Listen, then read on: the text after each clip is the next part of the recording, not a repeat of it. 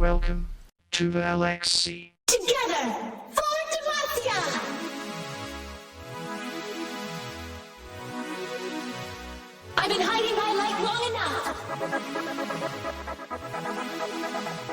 Welcome to LXC Season 2 Summer Split Draw Show. Toxin. Yep. Yep. That was probably a good choice, actually. Into Sector 1. Immediately with Swashbucklers. Okay, so TD Royal again. Again, there are 3 TD teams, so we don't know for sure what this means for the other TD teams. Royal is going to go into Section 1. We're going to go with Team Siren. Boys suck. Kind of interesting to see what this team's going for. Going with a name that's kind of infamous, so it looks like we are getting the 2 TD teams, Paro and Royal. Paro technically the champions of last split, but Royal with most of their members, and they're going to be fighting each other to see who can really take on that mantle. And this, of course, does mean that Harmony will be in Sector 2. RAR, I feel like RAR has been here every split in those Riftbusters. Okay, Avalanche. Again, it looks like a new team. It's really exciting how many teams have just been picked up for LXC. Frost and Sons. What an interesting name. Crash Panda is such a sick name. Is it red? For Dynasty, Eclipse. We got 2 teams left, so we're going to talk about them both. But let's see which one gets placed into Sector 2 and which one gets placed into Sector 1. Alright, we're talking about Monarch first. Oh, it's Tactical Fiend! Do you ever charge into battle screaming, Lexus? Aw, too bad. You look like you need a hug. But isn't that here my hold my nose?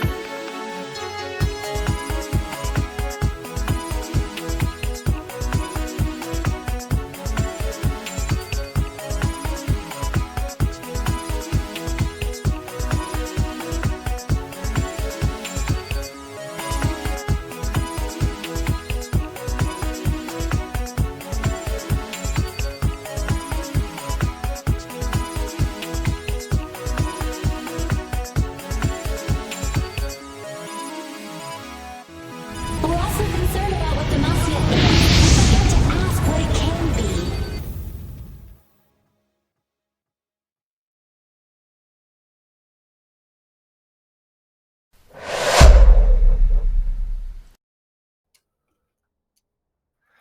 Good evening and welcome to LXC Season 2 Summer Split Week 1. This is Arbiter. We are doing a best of 3 match versus OSG Avalanche and Trash Panda Esports. It's Week 1, so don't know too much about the matchups. Both teams, I'm sure, are excited to put it all out there on the Rift and show them what they can do Week 1. So, how are you doing tonight, Noah? You excited to see some games? I'm definitely excited to see some games. I'm ready to go. First casting session, so I'm definitely already pumped as it is. Looking at these teams. Definitely gonna be an exciting matchup for sure. Like all across the board, seeing a lot of interesting picks that are gonna be coming out today for sure. Oh yeah, the teams are just trying to get into the lobby right now. Not 100% sure what's happening there, but definitely exciting. It's Week 1. Oh yeah, no, they're trying to get in the right order. I think that's the hardest part. If your team's not in the right order before draft, like you gotta like fix that mental already. You know what I mean? Like you gotta start off with a good clean order, because like if the draft's messed up in client, like you're just gonna go into the game feeling a little, little sad, honestly. Sad. Maybe you miss a couple buffs here and there. Is what it is. But no, Jungle starts out tilted. He's like, I'm not in the right order. Why am I top lane he's like, right now? He's in top lane order. He's just going under turns. He's like, this is where I have to be. Like this is where I was meant to belong. Top has no smite. He's doing the camps. Like it's all doomed. But yeah, no, like these teams, they definitely look interesting. Or like, on one side you have a really strong like top jungle duo for OSG. Like rank wise, they look really strong. And they look like that might be a priority for them. In the game plan, I haven't seen them play yet, so I'm not entirely sure. But like you have 2 really high ranking, at least in this Arbiter League, like you want to play towards them. So I'm wondering if they're gonna that's who they're gonna prioritize. Yep. And you imagine from the side of Trash Pandas, they're definitely gonna be focusing their bans more towards that top side. I don't want to spoil anything too early right now. Try to give away their strategies, but of course, we're definitely talking about pre-game what we were expecting to see come out. Yeah, no, I think both top laners. Like, for each team, like top lane is definitely a focus for sure. And I think like I wouldn't be surprised if both teams do top bans, like, because, like, there's a lot of strategies in draft. I mean, either A, you take away, like, the in quote unquote worst player, like, by whatever opinion that is for the team draft strategy, or the best player. You try to, like, cripple them a little bit. So Yeah, you yeah. could see 3 top bans or 3 jungle bans. You know what I mean? Like, I'm interested to see, because, like, draft strategies never get old. Like, you be in draft sometimes and you'll see a ban that nobody's playing that champ. Like, people will ban Yone against me. I'm a mage player. I'm like, why are you banning Yone? I played it once in norms. You know what I mean? So who knows? I know Draft. that feeling. No, I've I been getting mean, MF like, banned against me in every scrim I've played so far. So oh my, I was just like, I'm like, look, guys, it's not that deep. Like, I played it in an ARAM. I mean, like, thanks, I guess. It's kind of like a compliment, Like, oh yeah, you can abandon me 3 times in the first 3? Oh, say less. No, like, I love draft. I think it's so fun. But then you get into the game and you have to execute. So I think exactly. for game 1 is definitely going to be a test of like, if a team can not only draft right for what they're comfortable with, but execute on what they're trying to do. Because, like, every draft you have a strategy. Every draft you have, like, a game plan going in. So I think game 1 is going to be see who can follow their draft the best, to the best of their abilities, and that Exactly. might determine the game, honestly. See, Avalanche is ready, but we're still waiting for Trash Pandas to be ready for draft here. We should be getting in draft any moment now. But yeah, I'm excited to see these two play. It's Arbiter League, so it's IBSG League. So I'm excited. I'm curious to see how well they're gonna play as a team. This is week 1. We don't know how much practice these guys have gotten in, so we'll see. We'll see who can play better as a team, or is it just gonna be a solo queue clown fiesta? Yeah, I mean, it could be either way. Sometimes you need a solo queue clown fiesta, though. Like, I feel like a lot of times, like, people, like, there's a very big difference between solo queue and, like, organized play.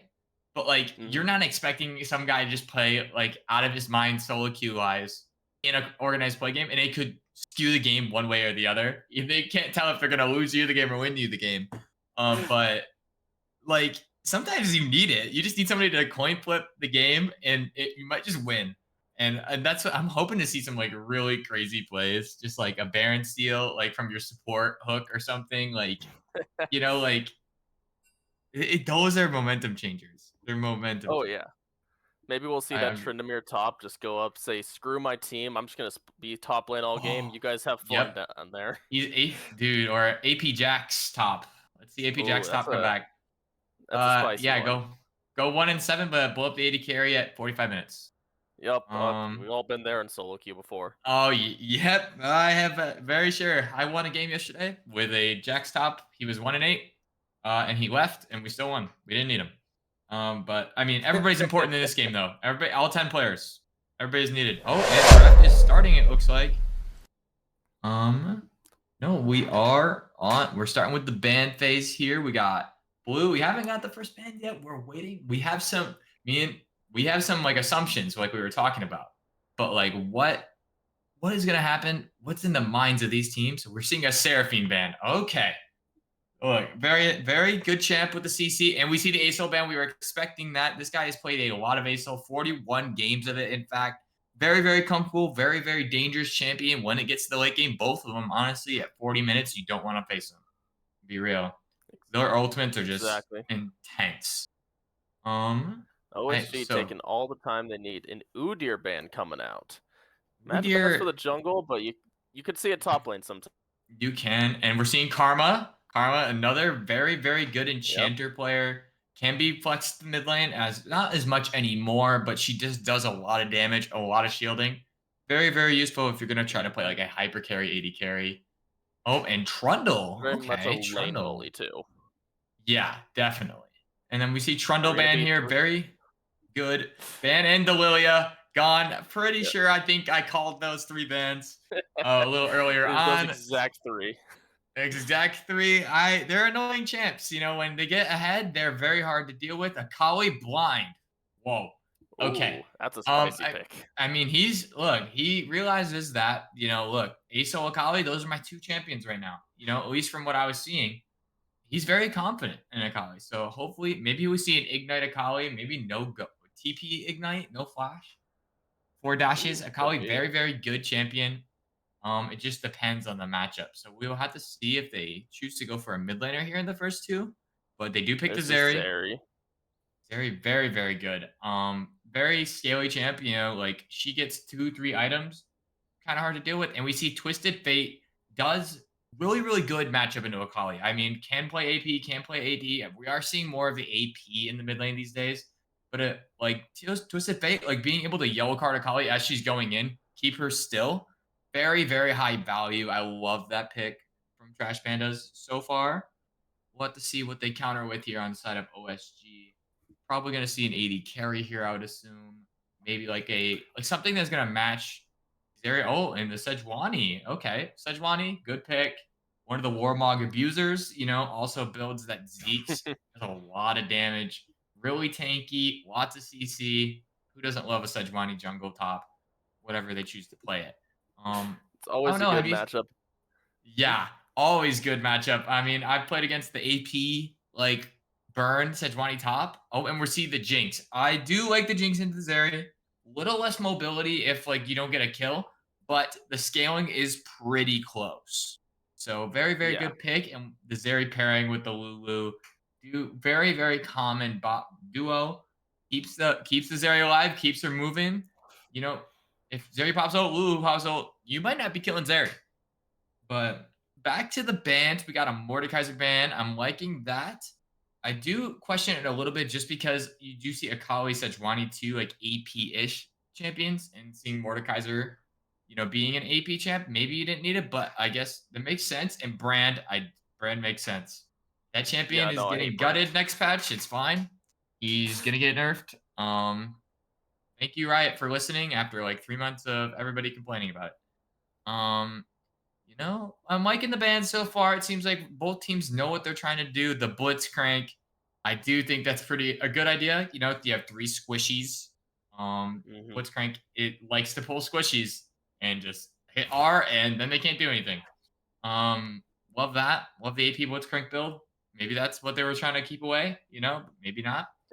And the Mundo band keeping a tank out of the top lane. So there's the jungle pick. As I imagine, they're trying to save red side counter pick for top lane. Yeah, got the because you don't know. Though. I really like that with the Lulu, actually. The Lulu can speed up the Hecarim, just make him run at their backline even faster. Jinx has got to really watch her positioning in these fights. No, yeah, definitely a lot of CC, like just the Hecarim R, TF R with the yellow card, Lulu polymorph, right? It's going to be really on Sejuani and this Ornn, good pick, to keep Jinx safe. Jinx needs to make sure that her spacing is very good. But if she gets 1 kill on one of these squishies that are going to be permanently CC by Sejuani Ornn, watch out. Once Jinx gets excited, it'll be very easy to just run all over this team comp the Trash Panda has here. I almost want to see them round out, or Avalanche, I want to see them round out maybe with Amelia. Oh, I think Amelia would be a good pick here. The Morgana is also good. Morgana's okay for the CC that we were talking about. It makes sense why Morgana is being picked here with the spell shield. She has fallen out of prominence a little bit. Came back with the burn items when they were really, really strong in the beginning. But the Poppy, I love the Poppy here. The Poppy negating the Sejuani dash, the Ornn dash, Akali dashes. That ground is going to be so, so huge. I really, really like Trash Panda's draft. I think Trash Panda's, in my opinion, won this draft. I don't know how Twitch chat's feeling about it, but definitely both teams seem like they have a little bit of, one team has like tanks and an assassin, and then the other team's like, oh, we're just gonna heal up. We're just gonna heal up. We got Lulu, we got Hecarim, and oh, guess what? Yellow card. Super, super good draft. I think just that Trash Pandas, they don't have to play one style with this. I have to look over at the stream. Our faces are being moved. Our faces are being moved. Hopefully it's on a good side for me. I appreciate it. If not, I'll work with it. But, I think Avalanche just has to play a certain way. They can go for a pick comp, but it's more of a dive comp if you're looking at it with the Ornhorn, Sejuani ultimate coming out. Akali likes to go forward and move and just one-shot somebody, right? But Trash Pandas, on the other hand, it says, yeah, you're not going to do that. I have Poppy Ground, I have Hecarim Fear, Lulu Polymorph, and TF Yellow card, and Zeri can dash over walls. So who are you diving on exactly? So, but we'll have to see. We will have to see Yeah. who executes their comp better, like we were talking about. I mean, Trash Panda definitely has the tools to try and keep their Zeri alive. Like, you got to imagine that they're going to be like Poppy's got to be between the Zeri and everyone else. Like, if that Akali finds a good angle, that Zeri could just in an instant if the Lulu's not there or if the Poppy's in a just a bad position. So, you got to Mhm. imagine Trash Panda also has to watch their positioning as the Zeri. It's not just the Yeah, Jinx here, and yeah, like you said, it's definitely a full dive comp from from Avalanche. yeah. They're looking No, to they're just blow up Zeri or Twisted Fate and then see what they could just force plays after that with a numbers advantage. 100%. I think a really big thing is like if they want to play this dive pick comp that they're looking at with the Akali and with Sedge, right? They have a lot of roaming potential. Yeah. But the only way you're able to do that is if you have vision control. And we have to see if Avalanche will gain vision control early, at least on that top side, to make it like easier or to do that. Like you want to make Trash Pandas like constricted. Like they do have TF Ultimate that gives you some vision, yes. But if you aren't winning the vision battle against Avalanche's comp, it's going to be very hard to tell if they're trying to kill your Zeri or not, like you were talking about. Yeah. Like you need vision. So pink wards, pink wards, pink wards. Please buy pink wards. Is what my you should be telling you. Sport jungle will be like, tell your AD to buy a pink ward. Sometimes they don't buy it, especially the ones in solo queue. Like, come on, buy a pink ward so I don't get ganked by Pike mid again. Thank you. I despise Pike coming in my lane. Mid lane is terrible, terrible role. I'm seeing league pings. Oh, they're just waiting for the ready, and then we will be getting into our game very shortly. So we talked a little bit about Avalanche's like top jungle for sure. Like being very strong, but who do we think are the players that we're looking at on Trash Pandas being like, yeah, these are the difference makers. I think one comes to mind, obviously their top laner being playing the Poppy, winning. I think their top laners, yeah, Trash Pandas like I think Poppy could just be really good depending on the build she goes.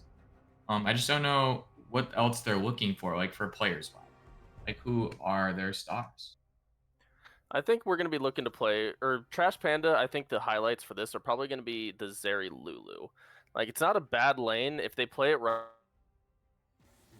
they can bully out the Jinx Morgana, and then, like, we just want that Zeri to become that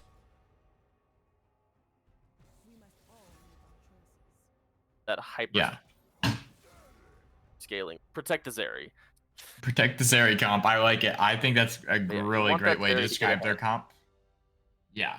No, definitely. I definitely see that. It's definitely a protect Zeri comp, and they're like the other team's like, we must kill Zeri, and then so like they really see that Zeri is like a green light. If she's alone, she can't be alone. She just can't be alone after like a laning phase. Around objectives, like you need to be helping Zeri push the wave mid, then walk with her. Like not leave Zeri by herself as much as you can. Like she can dash, she can't get away, but you're trying to like. She needs just keep her alive. Keep her alive and you win. But also Avalanche is like keep Jinx alive. So we'll see who blows up who. I'm interested because they do it in different ways. They're not like pick comps. One's like CC heavy, and the other one's like we're tanky and we have an assassin.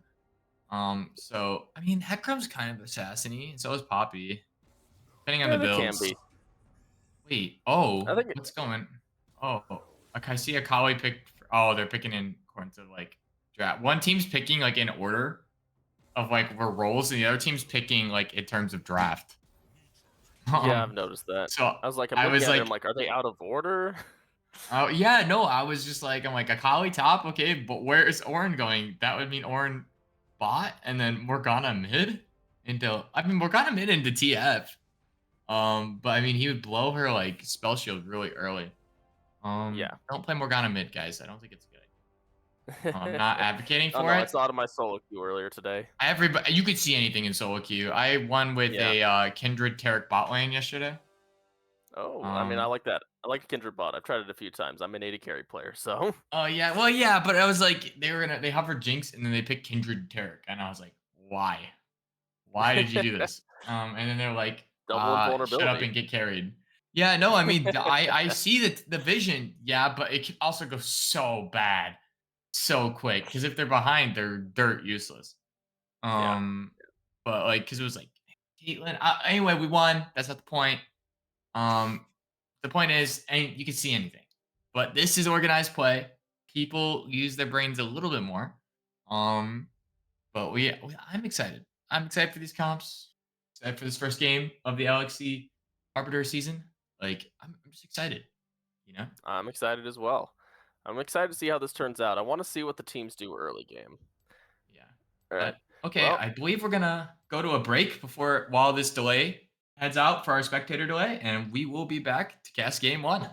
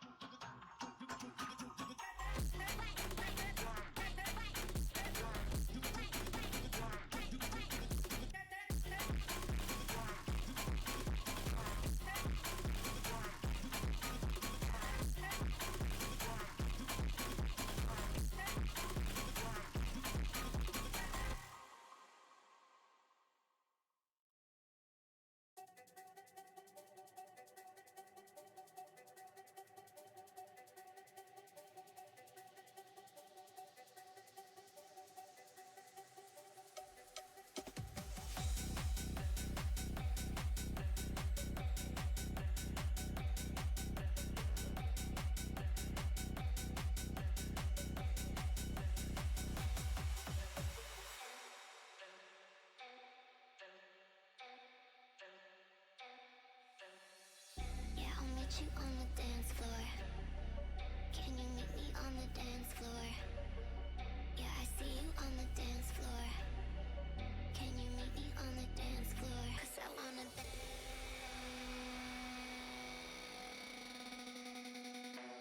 'Cause I wanna dance. I wanna dance. I wanna dance. I wanna dance. 'Cause I wanna dance. I wanna dance. I wanna dance. Can you meet me on the dance floor? I wanna dance. I wanna dance. I wanna dance. 'Cause I wanna dance. I wanna dance. I wanna dance. I wanna dance. 'Cause I wanna dance.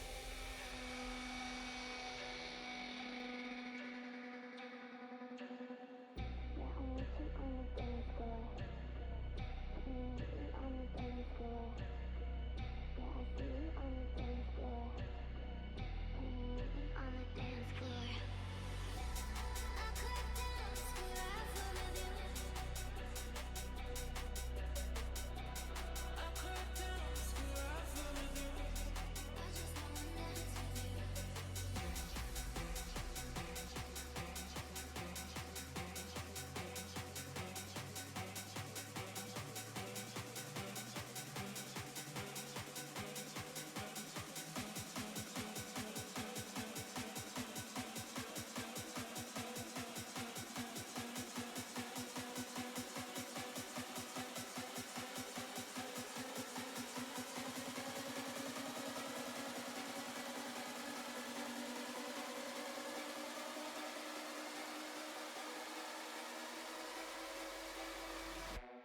Cause I wanna dance.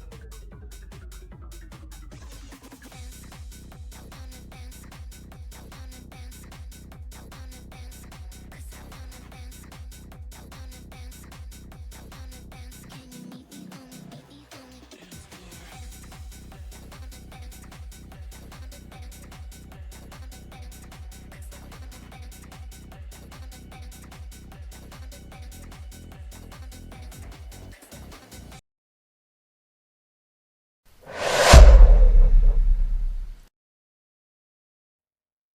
All right, well, we're back and we're on Summoner's Rift here. We're seeing a little bit of it doesn't look like we're having any indications of a invade here. We kind of basic 5 pointing. We're seeing the jungler sitting in the mid lane, kind of trying to like make it so they don't know which buff he's gonna start at. You know, I've seen this new tech. I mean, come on, man, just put the mid laners in mid. Let them handshake a little bit. Let them emote. But we are not gonna see that here. Seeing just two different 5 points, two different variations of it, but nothing crazy. No action. That No is no really a flash 5 point from cues. Avalanche's team. Flash. They Yeah, got the I bot lanes mean, right. Maybe hoping one of them face checks for a ward. They can hit him with a Morgana Q, get a little bit of a trade going down. But I don't think we're going to be seeing any of that this level 1. Looks pretty safe, standard level 1 from both teams. yeah, I mean, I honestly am a little surprised that like OSG didn't invade. I think they have a better invade, but I think both teams just their invade is like iffy. But we are so I would expect that Trash Panda should have the shove in more of their lanes. I mean, Morgana does have her W. Lulu has her like little two casts of her like abilities there, her on Q, and her autos just do a lot more push. So we'll have to see here. Both bot, but I would say OSG bot lane gonna have a push, but mid lane. Oh, we already seen a scrap on the top lane. Poppy's smacking Ornn a little bit, giving him Bots the are little getting pushed. hammer. Maybe a little bit of Nah, a push out of lane, but not a quite little out bit of of lane. push. Definitely a I good trade mean, in favor of the Poppy. 100%. I mean, Poppy's just enjoying herself, playing a little bit of a whack-a-mole. But now level 2, now this is where it gets feisty. See if any knockups happen. Or throwing his little Q out, little rock, trying to see if he can do a little bit of damage. But I like what Poppy's doing here, just pushing him off the wave. Every time he tries to touch a minion, you're getting hit. Textbook top lane, just like he's gonna hate it. But Ornn damage. Oh, Poppy going in. We're seeing a little bit of a scrap. Get a grass proc here. We do see the buck where it doesn't go back in. Probably just cool down. But Sejuani going in on the TF early, trying to see if we can push him off this wave. Gets the stun off, but Kali doesn't follow up. Just trying to hit the minions a little bit. Trying to see. We're seeing some poke onto the Lulu, hit a little bit of a Jinx W, Morgana W. We're seeing some more exchanges up in the top lane. Poppy's smacking a little bit. Ornn, you do have the unstoppable, but Poppy is just going to keep beating up on you. But Poppy needs to watch out. I mean, Ornn tries to go up. She'll have to ground him, but he still does a lot of damage. Ornn, as a tank, does too much damage. Oh Right? yeah, I Nerf agree. tanks, right? Needs to stop, right? Needs to nerf tanks. Akali going in, trying to see how much damage we can do onto the TF here. But does not get anything, just a little bit of poke, but pushing him off the wave, making him a little bit scared. Poppy just kind of crashing this wave into the tower, seeing if she can get anything, but the ground comes out, it's unstoppable. Ornn flashes away to safety, does get the level up, so he doesn't die. I'm surprised we didn't see a Poppy flash in after him, like he was 1 HP. But She was if taking your card tower is aggro, so you imagine if she flashed after him there, she would. oh, Hecarim got the steal Tower on the shot. scuttle. Will he go for more? We don't see any more, but Hecarim Trash Panda's jungler Pandorum coming in with the scuttle steal. Super huge. Now bot does not have to worry. 2 wards in already. Dragon's up very, very soon. I have my dragon timers up, but it's very up very soon. Okay. But we do see Hecarim make it worth of his time from getting that steal, going right up, trying to double scuttle here. You know, he has the prio for it now. Poppy is very, very strong. He's beating up on the Ornn a little bit. Akali going in on this TF. Can she hit her backflip? But TF coming in with the yellow card. Hecarim coming in with the ghost. Can he catch this Akali in time? Akali flashing in, missing the E. No backflips for you, but Sejuani is here to save the day. Can TF get away? Does yellow card and flash away. We are seeing a TP from Poppy coming into the mid lane. Come to safety, cover. Nobody dies. A little bit of a late TP there, you imagine. Like the play was Yeah, a basically little already bit. over and he came down. 100%, but she's able to do that because she has the minions up top kind of shoved in a little bit, and she has that prio to do it. I mean, Yeah. it's just rather keep TF safe than not, you know. But Mhm. TF does get his base off. He does have he did use his TP, so he is up a little bit on items. I mean components, you know, like he does have the blasting wand, does a lot of damage. I mean, probably has D shield. She's not gonna take that much damage, and she's gonna base as well. Get the TPs off. Dragon is up, so we do kind of want to watch out for that, see how much vision we can get down. But we do see Poppy and Ornn scrapping a little bit. Ornn with the airborne and the auto, classic Ornn combo onto the Poppy. I mean, you're not gonna ground him every time. You know, that's not how this works. But Unfortunately, the I'm liking cooldowns do this. not line up that way. Oh, Ornn hit 6. Does he hit the ultimate? He is going to go in on this Poppy. Can he finish it off? Poppy's just a little too fast. Poppy hasn't even based. Well, Poppy did base, but Poppy only has D shield. No components or anything. She is close. Stop. The Ornn stoppable comes out. Auto and Ornn goes in. Pop, making Poppy flash away. Now, no flashes in the top lane, but Poppy is going to base again. Ornn's going to be able to crash this, but we do see Sejuani top. Can they get this kill before she backs, or are they just going to let her base? They're going to let her base, and it looks like it is. They're going to trade for grubs instead of the Poppy. Poppy has no TP. She has to walk all the way back to base. Bot lane pushing in for OSG. So you would imagine that maybe they get some type of prio here for this dragon. Maybe try to get some vision down, but they're just going to clear the pink ward, make sure that Hecarim's not on it. They're going to take their grubs. I mean, I think the grubs are a good play here. I mean, you know, you have a lot of like prio right now. I mean, might as well use that prio with the grub. Yeah, definitely.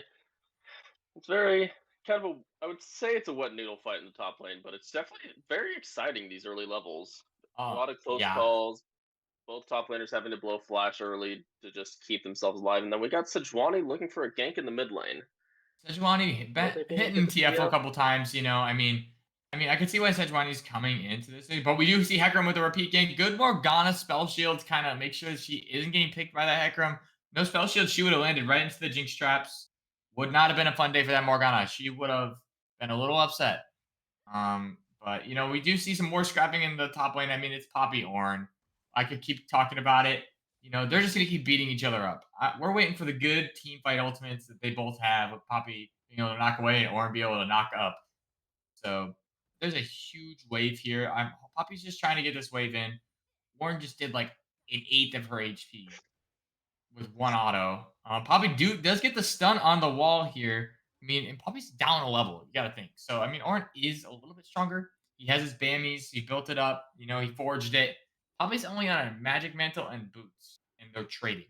So, we'll have to see how this matchup goes. I'm interested to see how much Poppy's going to be aggro in this lane. But we are seeing that right now. I mean, Trash Pandas has a better vision score all around right now, pretty much, besides in mid lane. I mean, by one, right? Obviously, it's one vision score, but like, Ornn hasn't even used a ward or cleared a ward yet. He's holding on to 2 yellow triggers. That's so much value. I mean, there's no objective up right now, but it's like, you gotta use your wards, man. Use them. So far, we've seen this Sejuani only camping bot lane so far, or I guess got the champs mixed up. But the focus has definitely been more on bot lane for these two junglers. So you got to imagine the Ornn's feeling pretty comfortable even without a ward. He knows he got a Sejuani there in case the Hecarim does show up. But No, definitely. I agree. I think Ornn just feels really safe. He's up like almost 30 CS right now. It's probably gonna be around like 20-ish, a little under 20. It's like 3 waves, man. Like he's up a lot. I mean, Poppy dying and having the base. Not dying, but like being close to death a couple of times and having the base for it. It's a little rough. We are seeing that they're looking for a roam bot. They do have vision here. I wonder if Akali's going to be seen on it. She is. We are seeing the Hecarim on top of Akali. TF ults outside the pit, predicting that Akali's going to lead. He blue cards. No yellow card here, but does get the Q off. We do see a Lulu ultimate coming out onto the Hecarim, but Hecarim goes down to the Jinx. Can they get more? Zeri going in. Ultimate coming out of the Zeri, but Zeri only gets one. Can they get another? Looks like Morgana's going to go down to Narwhal as well. Are seeing a 2-4-1 in favor of Trash Pandas, but Ornn might be looking to get a solo kill here onto this Poppy. He is going to die, but can Poppy get away?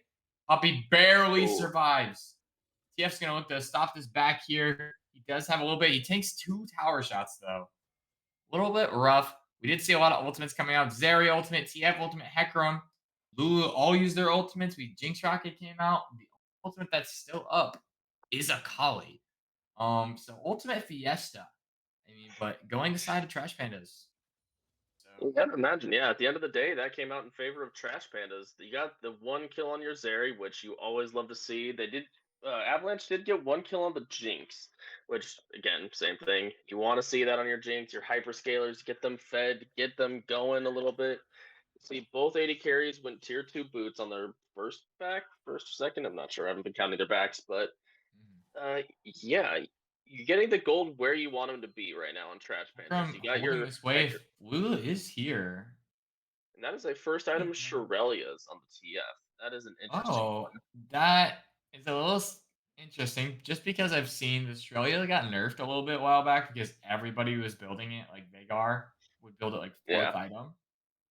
And Veigar just stacks. So him having Shirelia's isn't fun. But everybody is building it. I don't hate it because of their comp.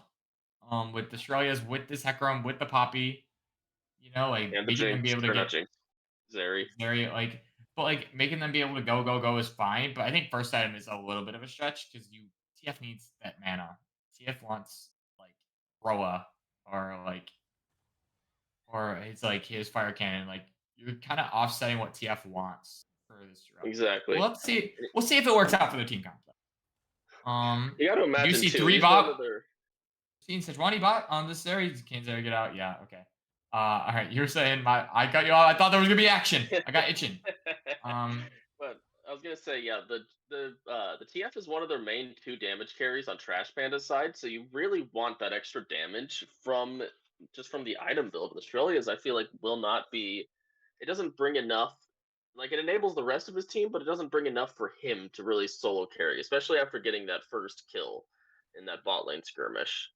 100%. I think when you get that gold, you kind of want to build for yourself in the beginning. I mean, I wouldn't have been surprised to see cooldown boots first. Because he does have that magical footwear. I mean, just something where he can Shirelia's yellow card. Like that's helpful. I'm not seeing. I don't know if I would have built it yet. I think it's a good item on TF. I just don't think it was the first item. Yeah. But hey, he's got a kill and I don't. So I mean, let's be real. He's doing stuff on that right now. We are seeing a little bit of a lead. I mean, I'm saying little, obviously, but it's like, in top lane, CS really doesn't matter too much when it's tanks. But a 36 CS lead between the two tanks right now in the favor of the Ornn. And we're also seeing like about a 20 CS gap in the mid lane. We are seeing a little bit of a scrap happening. Set20 ultimate coming out. Lulu ultimate, Zeri ultimate. Everything is being dropped right now. Can Zeri outkite this? 1-3, she's a little low, but she cannot dodge that rocket. Jinx coming in, getting a double kill onto the Jinx. Holy. Zeri almost tried, but a little bit of a knockup happening. Zeri, Lulu, holy. Went through all of them. Poppy using her ultimate to make sure that Ornn couldn't step up any further. Very huge. But now you don't have a Poppy ultimate. But Hecarim's coming up. Can Hecarim save Poppy? Possibly get a kill out of this. Hecarim ult's coming in.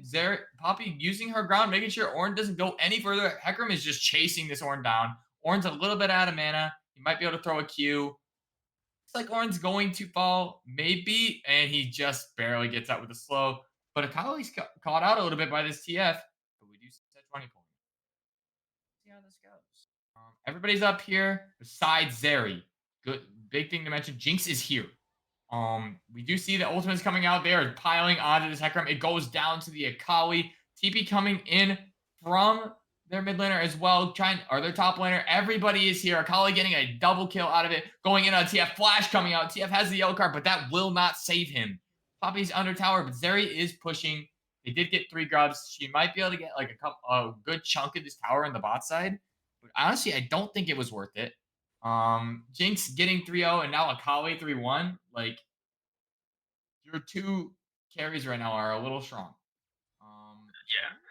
See Avalanche, if that play definitely came out in favor of Avalanche. They're gonna pop the Rift Herald in the mid lane. You gotta I think imagine they they'll be able definitely to take break down the this. tier 1. Yeah. Yeah, they might be able to take and get a second charge as well. Getting the first turret is going to be very, very huge. Second turret, excuse me, because Ornn took the first turret. This is 2. They might get 3 off this play alone. They're not going to be able to break in time. And right now, OSG's on a roll. They are very much ahead in this game. I mean, obviously, we saw the 2 kills going over to the side of Trash Pandas and getting that first blood. But after that, like, OSG is just putting pressure where it hurts, getting the gold to their carries. It's amazing. Yeah, it's already a 3K gold deficit on the side of OSG, and just we're only 15 minutes into the game, 3,000 gold. It's not very close this early. Like you No, said, no. they got the gold on their carries. If we look at the gold differential, you see Jinx only about 400 gold up, 300 gold on the Akali. The actual major gold difference right now is that Ornn versus Poppy. That's where the majority of this gold difference is coming from. Yeah, You 100%. mentioned it And I earlier, mean, the CS difference is about 40 right now, but Ornn got, I think, 4 tower plates. That's adds up to what is like 125 gold each, so 500 gold difference right there just from tower plates. yeah, I mean, ADC gap, while the CS is close, right? Jinx being 3-0, like, it is so oppressive. Like, she gets an air kill, you're going to have to put the game on watch. TF might be a Exactly. little caught out here, bud. Can you ultimate out? Probably not. Or an ultimate, Sejuani ultimate. They want to make TF see their yellow card. I mean, like, honestly, they don't got one. Obviously, they don't carry cards with them. Those ultimates hurt. I mean, Zeri might try to get away here, but they do have Lulu, but they just give drag to OSG. I mean, you can't contest that dragon. Hecarim's top side of the mid lane, and he's gonna try to trade that what little of their blue buff, their blue side for that dragon. Holly TPing up here for Poppy. I mean, very, very well done on OSG realizing that TF was picked up. Yeah, you overextend just that little bit there. They did get that, or Trash Panda did get that tower bot lane, so you could say, "Hey, hashtag worth" in all chat, even though you died. But... Hashtag worth. Yes, Zeri got a tower. Zeri got a tower, but Jinx got 3 kills and a tower. No, Yeah. like, like, oh man, it's not looking good right now. I mean, who knows how this next dragon fight goes, but Trash Pandas has to be there for that third dragon. That is what I'm Yes. telling my team. It feels like that they're just not in the right spots and right on the right team or right page. Their timing is a little off. Definitely want to get to that dragon first, see what they can do.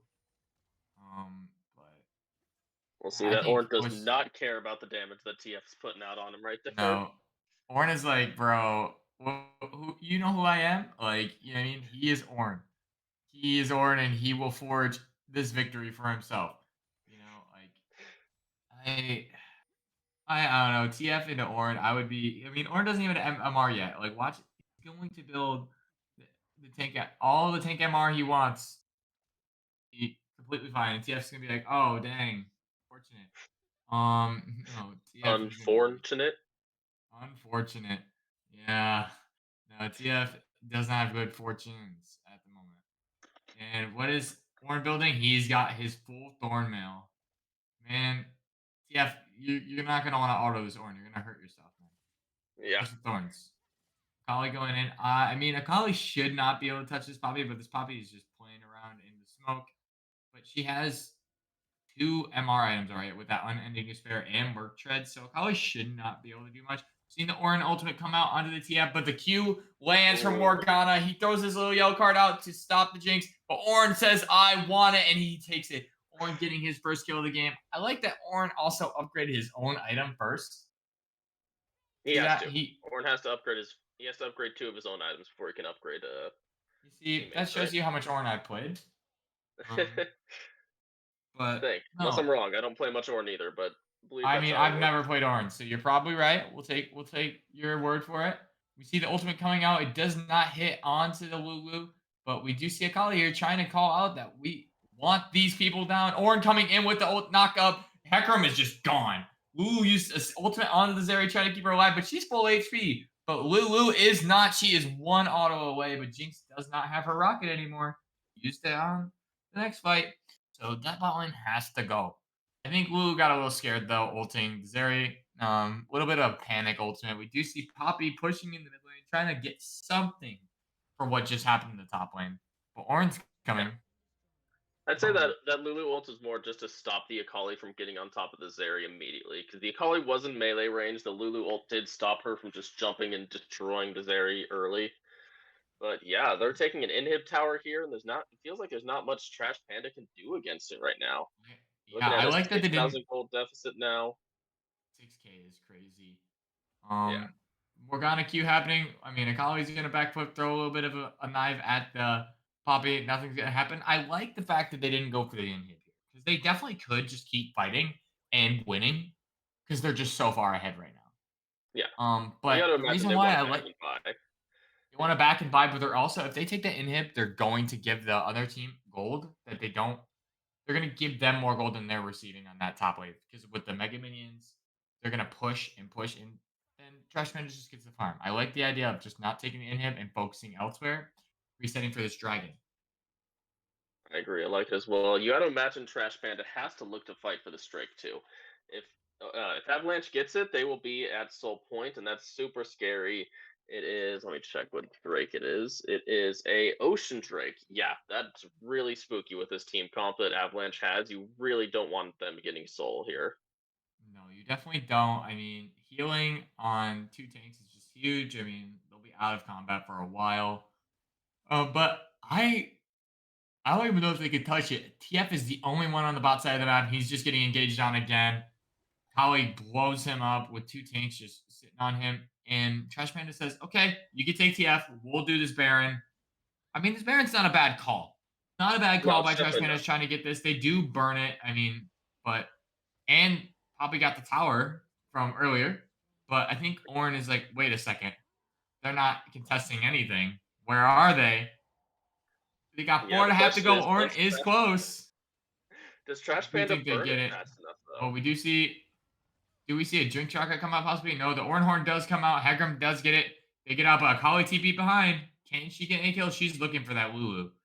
Ult coming out, knocking up the Zeri. Do we see a Morgana Q coming out? It does hit the Poppy. Poppy is rooted, but it does have the Merc Tread. Zeri ultimate coming out. Can she blow up that Morgana? Morgana ult, I believe, just got used. Did not hit anybody because Zeri was just out of range. Okay. Ornn ultimate, Morgana ultimate, Jinx Rocket just got used again. And they got the Baron. They traded Baron for a Soul Point. I like that for Trash Pandas. I mean, it's good. They realized that, okay, we're not going to win that dragon.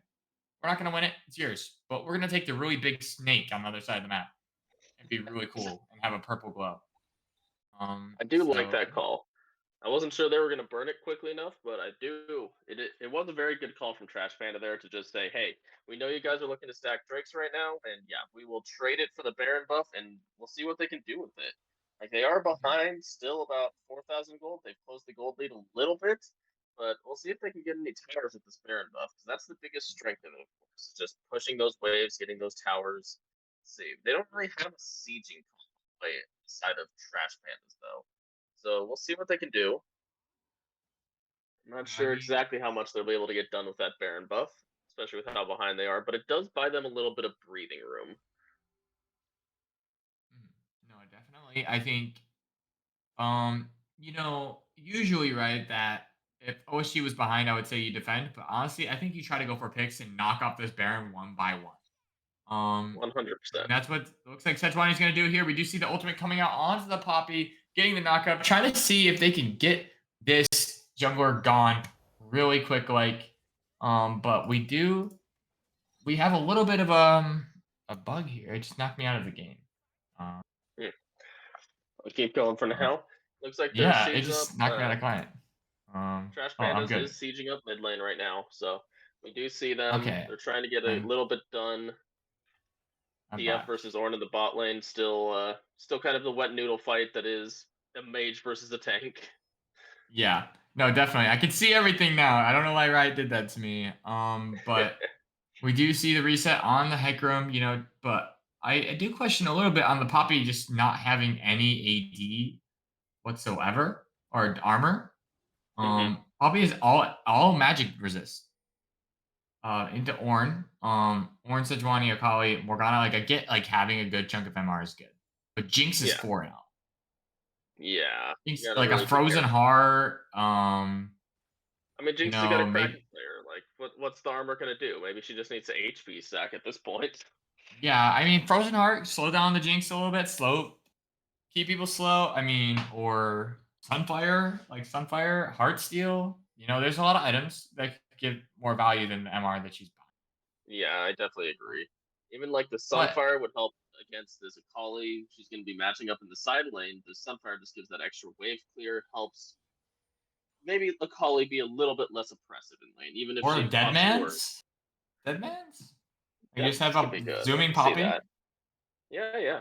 Especially I if you're mean, looking, you got to remember this is more of kind of a well, it's more of a protect the Zeri comp on Trashy side. So I'd say they could be looking to dive, but I don't know.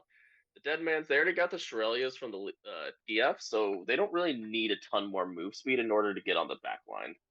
yeah, You 100%. got I the don't think they Hecarim. need it, right? But it could also, you could just Poppy like wants to be like just go in and like knock somebody up and then hope for the best.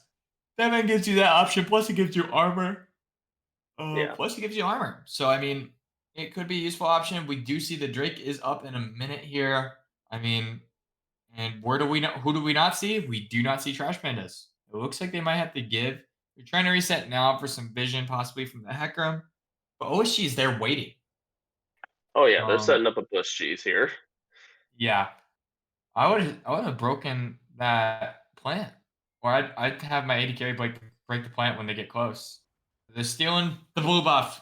The blue buff is property of OSG. Um, Red Trash Pandas is pushing the mid lane, trying to get that prio. If they don't get the prio, they're not gonna be able to get into this river at all. Yeah. Poppy's still top. Poppy has TP for this dragon. See, Which Morgana doesn't have flashes. She's almost positioning she's gonna go for a flash snare, but doesn't look like she has well, flash up quite yet. Flash, yeah, it's like in a couple seconds. Yeah. Um, but the Let's see. dragon There should is be a up. fight breaking out soon. Yeah, definitely is. I'm ready to go. They do But get a little bit of us, vision on OSG with that Zeri W. And yeah, OSG just has the inside track on this dragon. It looks like Trash Pandas might just be giving it up. Yeah, Akali's just pushing TF out. Hecarim's gonna try to get it over the wall, maybe. But big ground out of the Poppy to keep the Orin from going. But Zeri is locked down. That ultimate from Morgana coming out. Hecarim going in with the ultimate, trying to see if he can salvage anything here with a flash heal out of Jinx. Keeps her alive. We do see the Lulu ultimate onto the Poppy, trying to kill this Akali. Kali's just a little bit too slippery. Flashes over the wall, probably flashing just to see if she can do any more damage. Trying to run away here, but does not look like Poppy is going to get away. Sejuani going in, and Kali, we're kind of getting the kill with her burn. We do have 2 more remaining. Oh, she got the drag, and they got 3, and Baron is up. Yeah, Yeah, does not look good. Poppy just finished Kinnick Rookern, bro. Like, she is going to be very strong if the enemy team is all mages. But yeah, I mean, you're not gonna die to a Kali, you know. yeah. She died to Morgana, Unfortunately, but you're not exactly a Collie's target in this. You saw in that yeah, last fight. exactly. You know, and I mean, I just think she's so far behind that it really right now, Poppy building all that MR doesn't matter at this point. Yeah, Like, I mean, she is very, very weak in comparison to this Ornn. Ornn has Warmogs and he has Sunfire and he has Thornmail in place. You know what I mean? Like, he is going to do a lot of damage. oh yeah, He's like he's a tank assassin now. Um, so I mean, what to see? yeah. How Trash Pandas wants to see. They're in their mind. They're thinking, okay, we got to play for Elder. Like, Of course, yeah. That's their only hope in this game. They got to get either an Elder steal or a good team fight around Elder where Zeri just pops off. And you can't yeah, have your Zeri getting separated from the Lulu like they had in the last fight. If you notice there, the Zeri was kind of kiting up towards mid, and Lulu was closer to the Dragon Pit. So when the Akali just jumped on the Zeri, there was nothing that the Zeri could do. And Lulu wasn't there to try and help kite, help heal, get those shields. So you can't have your Zeri and your Lulu separating like this in a comp where your one carry is basically the Zeri. yeah. No, and now they're sieging. They did get the first tower. Ultimate coming out onto the Zeri. Zeri is dead. Jinx is hyper. She's going to auto as many people as she wants. Getting the inhib down. This is going to get Jinx hyper again. Seeing the traps come out. 1Q onto the TF. Yeah, no. Just Jinx is going to do exactly what she wants to. She's going to Q anybody else. Anybody in her Q range might be dead. Hecarim coming out with a huge ultimate, getting all 4 people, but he's so far down in gold, it does not matter. He does get blown up. Poppy ultimate coming out, trying to kill this Jinx. This Jinx just will not die. She's 3-item Jinx, and she is from Arcane. And she will take all these towers all the way. TF is holding his yellow card for his dear life. Yellow card's the Akali, runs back into base. We are seeing the Nexus fall. OSG will take game 1. Really, really, really big game out of OSG.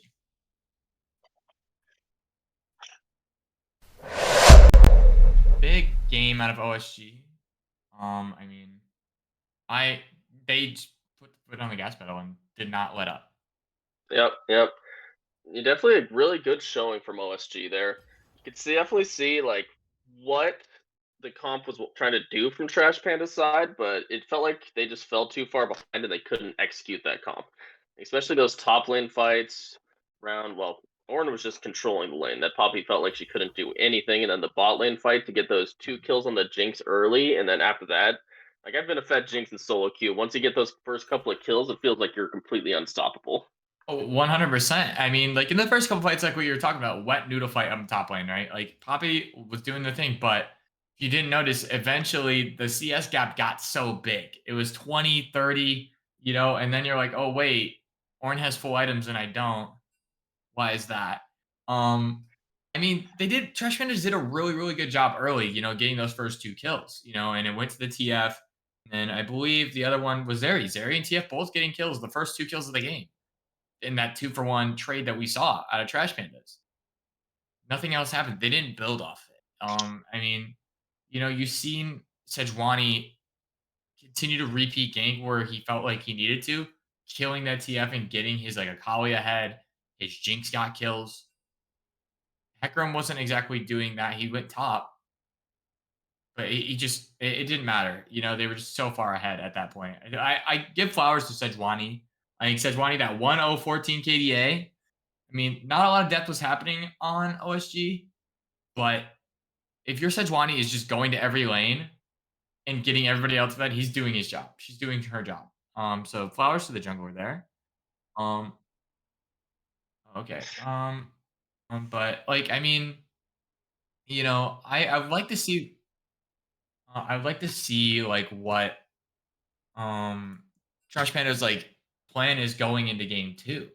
I mean, there's not there you have to look at that and be like, okay, they just beat us pretty bad. Let's be real. But Yeah. what did we do well? And they had to figure that out. I mean, I think that's the only way you move into game 2 with a positive mindset. Um, You got to imagine that they have to ban. I feel like the Akali was actually a bit of an issue for them. Like they had the tools to deal with it, but the Akali first pick and it did work. You saw it just deleting that Zeri in those late game team fights. So you got to imagine from Trash Panda's side, they might have to ban that Akali because they had the answers and they couldn't execute. So we'll yeah. see if they drop a ban for the Akali this round. Maybe the Ace Soul. It's always fun to see an Ace Soul in game. So maybe we'll see the Ace Soul get picked if they Yeah, I drop that. mean, if the ASOL is in the game, I mean, like he gets 35, 40 minutes. ASOL becomes no pun intended, but the star of the show. You know, like that guy is going to be eating every wave, queuing every wave, and then he's throwing a star out of the sky and hitting the entire map. It's very hard to miss this. It's very hard to miss that ability when it's empowered. You know, and anybody can play that champ. I feel like that champ is so annoyingly good. That rework is like still one of the most broken things Riot is put in this game. Oh yeah, 100%. No, but like I mean, what are you looking for? What did you see in this game? That game 1 that it's like for both teams, honestly. That you're like, okay, these are Personally, things. Yeah. personally, I don't want to see the Shrelias on TF again. Yeah. That could just Okay. be a Okay. personal preference. Maybe not first item if you are gonna go it. I like the Hecarim pick. I like the Zeri Lulu. Like I said, I think they had the tools to deal with Akali, but they just weren't able to execute. You saw the Zeri Lulu would get split off, and the Akali would just blow the Zeri up. Yeah. No, so we are seeing the same bands pretty much so far. We're seeing a Seraphine and the ASOL bands. And then Udyr and Karma kind of really cut and dry of what the first one was. OSG staying with the same 3 bands, being like, hey, game 1 went really good for us. Why not go run it back? So they're looking to run it back, not giving them their comfort picks. But yeah, so first 6 bands, pretty simple. Pretty simple. You think OSG is just gonna first pick the Akali again? It seemed to work, and there it is. Yeah. So yeah, I mean, you were right on with that. I mean, you know, like if you're gonna leave it up, and he did well, I'd play it again too. I mean, he's confident on it. He realizes, hey, I'm actually hand stiffing right now. So why not play it again? You But got to I imagine do. Trash Panda is going to have an answer for it. Like I said, they had the answer for it last game, but it didn't seem to go well for them. So I want to see what they choose this time. I I do like the the Galio. Galio. So this can be flex support and it can be flex mid. I do suspect it is mid though. Because Galio and Akali is a very good matchup for him. I mean, Akali goes in, you just knock her up and taunt her, and then you auto, and then you walk away. But And a Kog'Maw, okay. I much do more like the mobile AD Kog'Maw. carry. Yeah, I mean, very, very good. Another highly scaling AD carry that specializes in what? Oh, deleting tanks. He throws a Q and he hits W and he goes, bye. He does a lot of stuff. I would suspect that since with Trash Panda's support, she plays a lot of enchanters. So a cog with any enchanter is so good. Ooh, and they're So we're picking the seeing Ash this Ash. time. Yeah. I Ash do is like really the good here. Ash. Ash is always good. I love, especially against that immobile Kog'Maw. You hit that ult on him. Even if he doesn't have cleanse, that Kog'Maw's dead. Ash Ooh, the Sejuani. Sejuani. Okay, permanent slow. Alrighty. I did like the Sejuani last time. They're like, hey, let's run it back. I mean, you didn't kill me first time. Let's see if you can kill me this time. You know, Right? Do we think we'll see like a 3 to 4 Failure champion comp here? They could pick the Braum and maybe. like the Volley Bear top lane. I I think it'd be think that really would be good. interesting. I want to see Anivia. Bring Anivia into this somehow. Anivia top. No, but anyway, Nivea's probably not gonna get picked. But we are seeing the Morgana ban, trying to put some respect in the guy's name. He did play a really good Morgana. I mean, I think if you have Milio though, you don't really need the Morgana ban. Because you have Milio Galio. I mean, MR is not you're fine. You just It hit makes ult sense when she though. hits. Yeah, I get it. I mean, put some respect on the guy's name. OSG banning Brand, keeping it out of the jungler's hands. 3-roll flags. You can play it support mid jungle. Obviously, they have support mid down. So But Mordekaiser Honestly, being banned again. just keep Brand out of the game. Honestly, Just hate to keep see that Brand out of the champion. game. You know, Brand, Yumi, Yorick. So, Exactly. okay, it looks like we only have one new ban. Yeah, and that's the Morgana. They played it last game. It seemed like a bit of a comfort champ, and like I said, it makes sense. They already have their support pick there. You want to pinch the support pool a little bit on OSG side.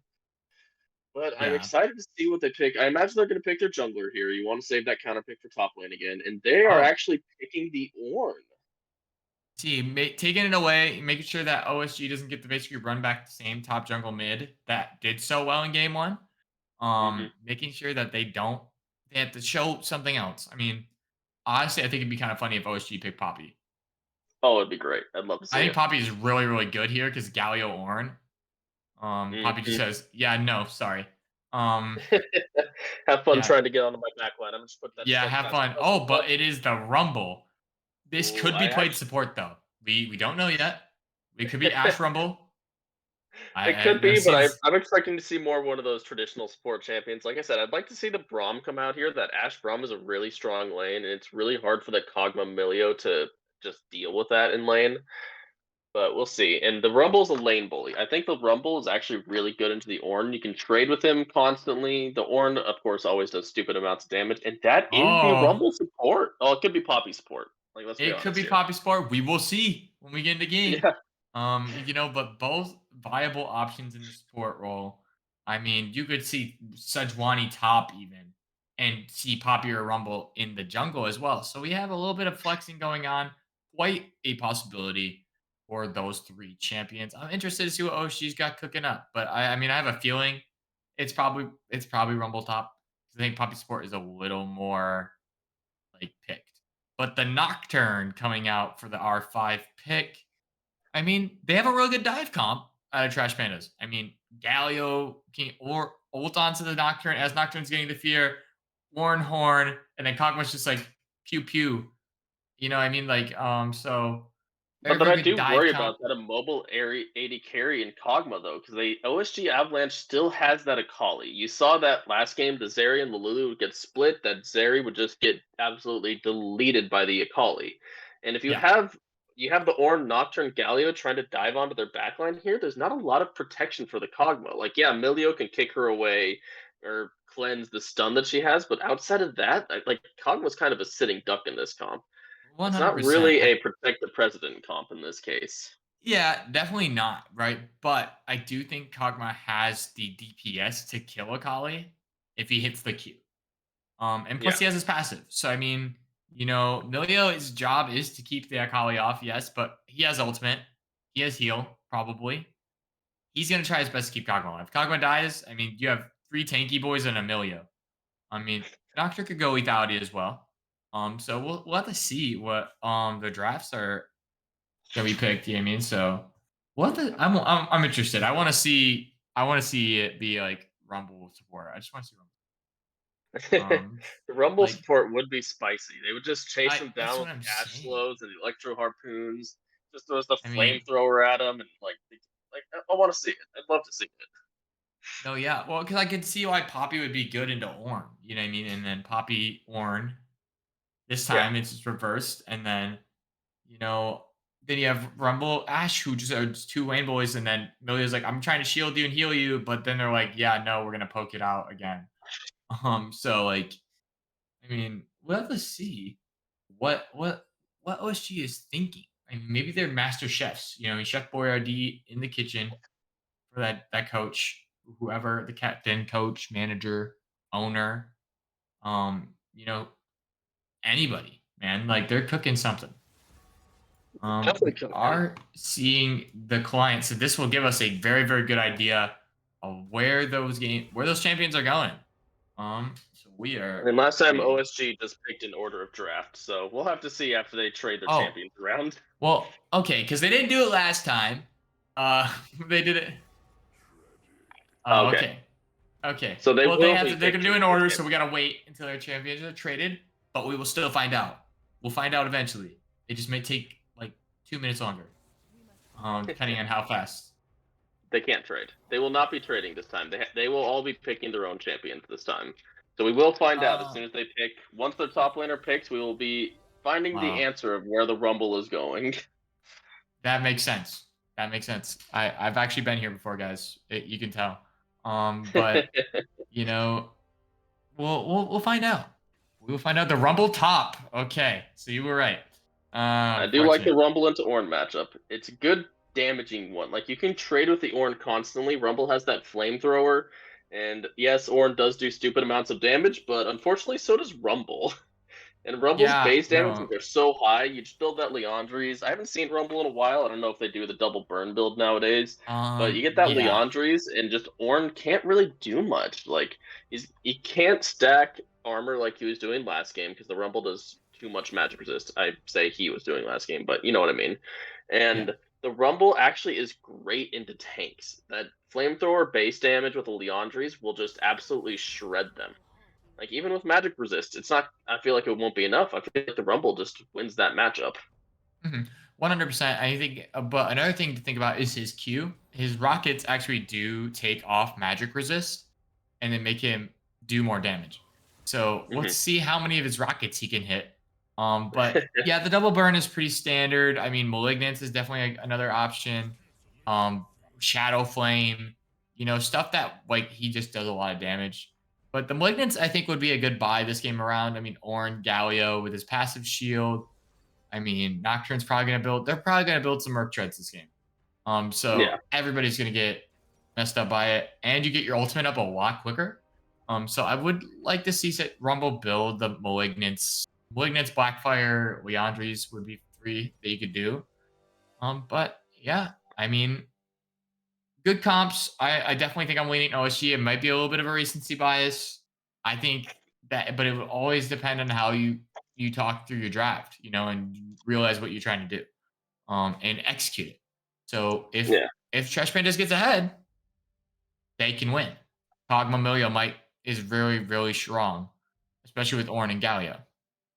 So, but I think OSG might have a little bit of an edge. I think so too. And I honestly, I'm just looking at the two comps, like ignoring the players, ignoring the teams. I am a much bigger fan of OSG's comp versus Trash Panda's comp. Like I touched on it when we were doing the draft, but the Kog'Maw right now doesn't have that much protection against the Akali. Like Mhm. I'm very worried that the Kog'Maw is just going to get blown up by the Akali as soon as these mid-game team fights get started, and it's going to be really hard. Kog'Maw has to position really well. The Milio can't leave his side ever, and even the Galio might have to be on peel duty for the Kog'Maw. Mhm. Otherwise, No, your yeah. Kog'Maw's just not going to do anything versus this comp. Definitely. I definitely agree. Well, we'll have to see. We're going to go to a little break and then we'll come back for game 2. It's going to be a banger, I promise. But we'll see you guys soon.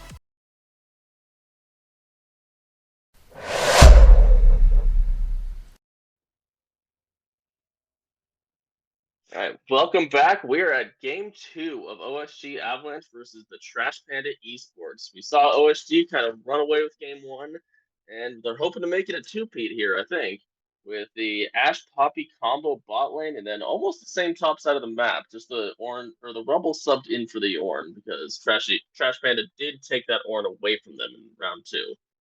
So we're seeing just another standard 5-point OSG. They like to send both the bot laners into Tribrush. It's good to know, I guess. Anyone in here scouting, you can see that they're sitting there. They like to send them both. So very looking like a little bit of an uneventful level 1. Neither team really wants to get any action started. You got the Kog'Maw Milio on Trash Panda's side. They don't like level 1s really. It feels like you kind of want to get those abilities first. I mean, Kog'Maw could burn W. We'll see. They could get a good trade, but I doubt anything's going to happen here. Yeah, definitely not anything. Nothing. I don't think you want anything to happen here.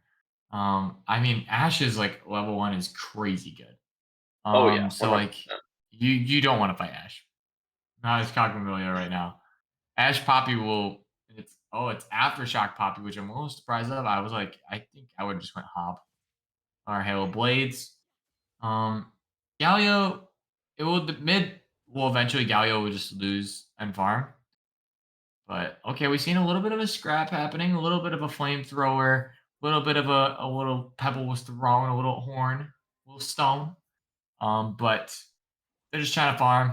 We're gonna probably see some more action once Rumble gets a little more of his abilities up and his items, because he will just play aggressive. But a little bit of trading going on. Nocturne starting on his blue side, working up to red. I think that's, 100% smart. But I personally, I probably would have started top to play for your bot lane because Cog is your win condition. Sejuani, on their hand, is playing for his bot lane, realizing that Rumble was going to have the push pretty permanently with his flamethrower and his Qs, already chunking out this Ornn down to about like a third HP.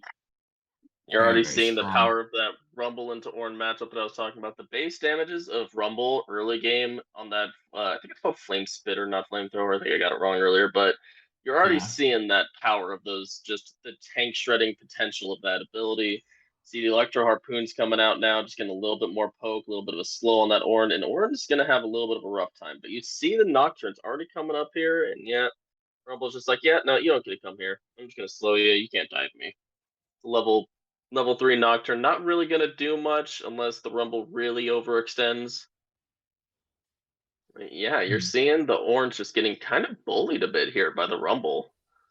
Yeah, like Orange shouldn't be winning early. Like if he was winning early, the Rumble was definitely not playing it correctly. Um, Hmm. but Dragons are up in a minute 30. You're going to be seeing definitely some reset timers for Vision. At least bot lane or mid, definitely want to reset for this Dragon if they're trying to play for it. Grubs are up very, very soon. But I would imagine that this team goes Grubs are going. And Galio going into the Kali, chunking Kali pretty low. I mean, Galio having his magic shield now is very helpful for him in these trades with Akali. I mean, Akali doesn't do a lot of damage with Doran's shield. But Galio, ever since his rework, has done a lot of damage. With his new passive, being able to auto more and be able to do a little bit more damage. Yeah. And you can But see it's already going better than that first game, the TF into the Kali.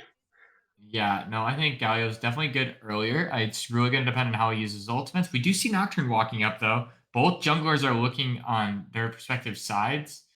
Sejuani might be able to try to pick him, but honestly, if I'm Nocturne, I throw Ornn on an island. But Ornn going in, he does get the first blood this time around. He said he picked my Ornn. Man, he is angry. He's angry how Poppy Ornn went last time. I didn't expect him to kill. That I caught was me by not expecting surprise. that. Yeah, I was like Rumble has flash up. Like Yeah, that's just kind that of a is misplay on insane. Rumble's side. Sejuani and Nocturne are about to meet in approximately 5 seconds. Yeah, yeah. The Sejuani's invading his wolves early. Makes sense. You saw the Nocturne was hanging around top lane a lot, making sure the Ornn can play safe and Galio take that is first blood. roaming. He is only level 5, though. Nocturne just ulting. We got a 2v2 scrap happening in the bot lane. We do see the flash coming up for Milio, flash coming up for Ash. Everybody is flashing, and Ash is getting the first kill, and this does not look good for that Milio. Kog'Maw passive coming out, almost killing the Poppy. do see the trade though onto the Sejuani. The Nocturne didn't get the kill, but giving Galio a kill early, he is down already 18 CS, which is like it's Galio. He wants to roam, wants to do that stuff. But like 18 CS for a kill, I'll take that 100%. Oh yeah. We do got some also winners for Trash Pandas. This is how first game started as well. Two of your laners have kills. Now we got to see if they build on it. Yeah, we definitely saw this last game. Got a kill on the Ornn. It's not exactly the best, but it was a good kind of solo kill look. They did have the Nocturne Flash there. out of They had a Milio here. We flash do forward see the from Galio Milio. ult coming out, but I don't imagine the Ash happens. Foppier It is going looks to be like able they're to run just trying away to from chase him this. down. Kog'Maw is getting empowered and being able to speed up and use his W, chunking both those out. Ult coming out, didn't hit anything, but Ornn is just going in. He realizes this is my time to shine. Ult coming out, Ooh. Equalizer coming out from the Rumble, chasing this Ornn down. Nocturne is here to save him. Ornn Horn being used. Did it hit the Rumble? I don't know, because my camera went away from the fight. I don't That was think it trying to did. happen. But you But see Sejuani's either over way, there just taking the Void Grubs. Like, yeah, she's I mean, going, I have no fear. I know Nocturne's here, but I'm just going to take these grubs. I know you guys are fighting under your own tower. Galio just goes into Akali over and over again. He has his Bambi Cinder. He has MR. He's probably going, I believe it's Unending Despair he starts with nowadays with his Tank Galio build. Might end up going, I do think Merc trades for Galio as well will be happening. I would not be surprised if he starts that way. With all the CC and MR that OSG does have. Panda Rum but- is really camping that top lane right now. He knows they have the Orange, the Rumble matchup. It's a very volatile matchup. You don't want the Rumble getting ahead. So it makes sense that he is kind of hovering around top lane so much. But you got to imagine, like, Sejuani just hit 6. Nocturne, I believe, will hit 6 off of these Raptors, but I don't know the jungle Nocturne's XP timings. down so much 20 farther. CS. Yeah. Because he's been spending so much time in that top lane just trying to make sure that Trashy has a good lane matchup. The main issue with Yeah. this, though, is that it's your Ornn.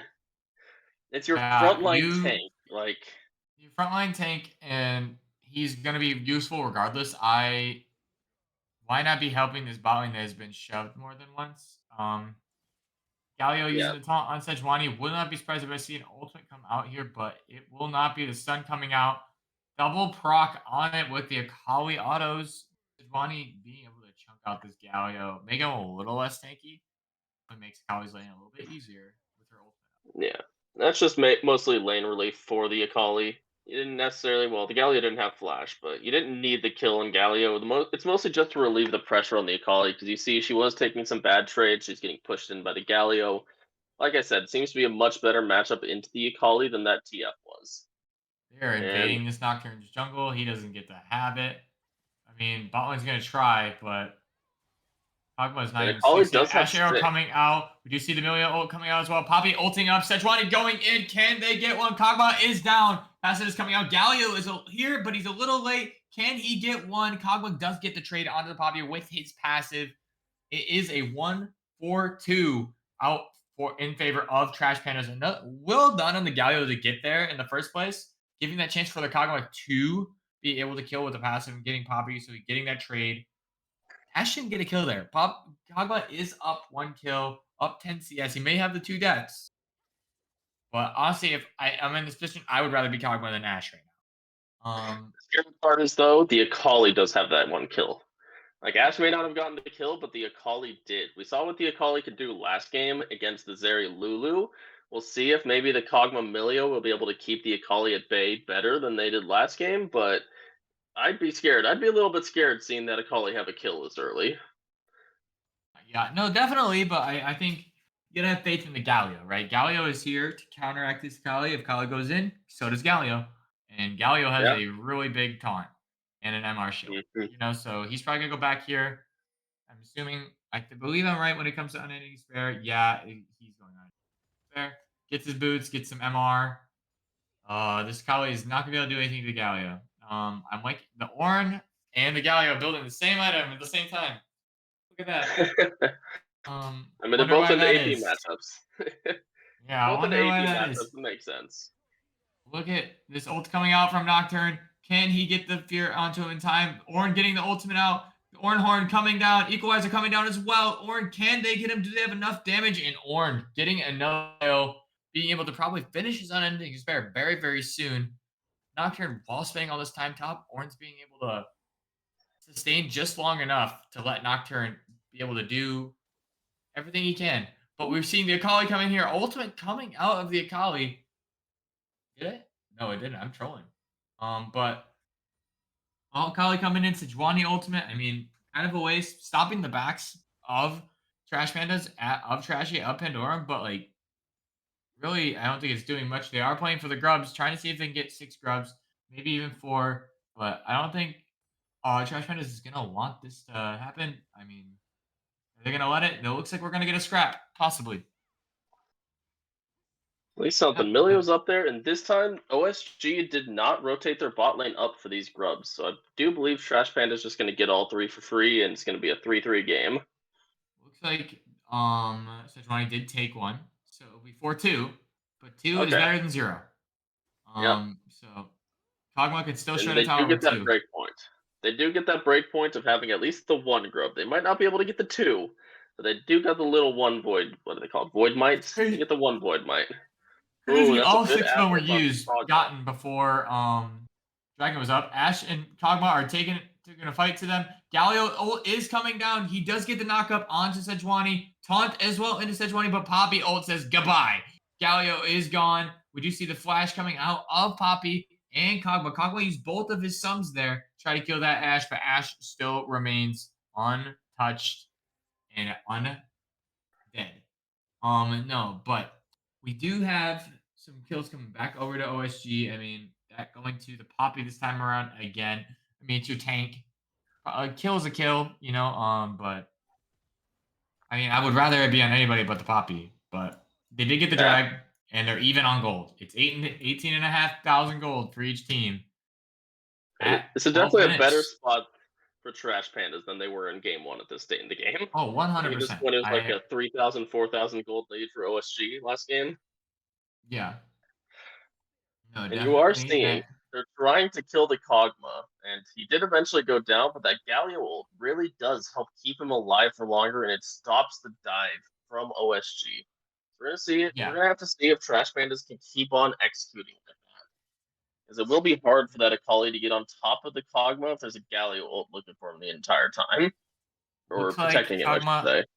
Looks like Kog'Maw's going for a Bork start. It's probably an on-hit Kog'Maw. Pretty standard stuff there. Orn down a level here. Did just get the level up. Gets his empowered auto. I mean, Orn is just playing very textbook right now. Very Orn gaming. Tanky boy. I mean, he's not going to die. I'm be real. Unless he needs at least 2 people to kill him. I think he's pretty safe now from this rumble with the MR he's got. The taunt does come out of the gallery, getting the knock up. But Nocturne is coming. Can they get to the Akali in time? Akali is just a little bit too far. But Sejuani says, hey, you go out there mid laner, your top laner is going to get pushed off his wave. That's it. But Rift Herald is up in 12 seconds here. You would imagine that OSG is going to try for this dragon. I mean, look, Kali's going to base. She's going to TP back in with probably a good part of her Witchbane done. And then Rumble is fine. Rumble is untouched. I mean, Nocturne's bot. They don't see him yet. But yeah, no, this Rift Herald is theirs. It looks like Rumble does have the combined cost for his Leandres on his next back too. So once he completes that, it should start looking a bit more closer to how it was early. Rumble might be able to bully the Ornn out a little bit more with that extra burn from the Leandres. And looks like OSG is just starting the Rift Herald here, and Trash Bandit's kind of caught with their pants down here. The Nocturne's on the bot side of the map, the Ornn's backing, so that's just an uncontested Rift Herald. And Galio does finish his unending spare, grabs another no magic mantle, going to build Merc Treads, like I said before.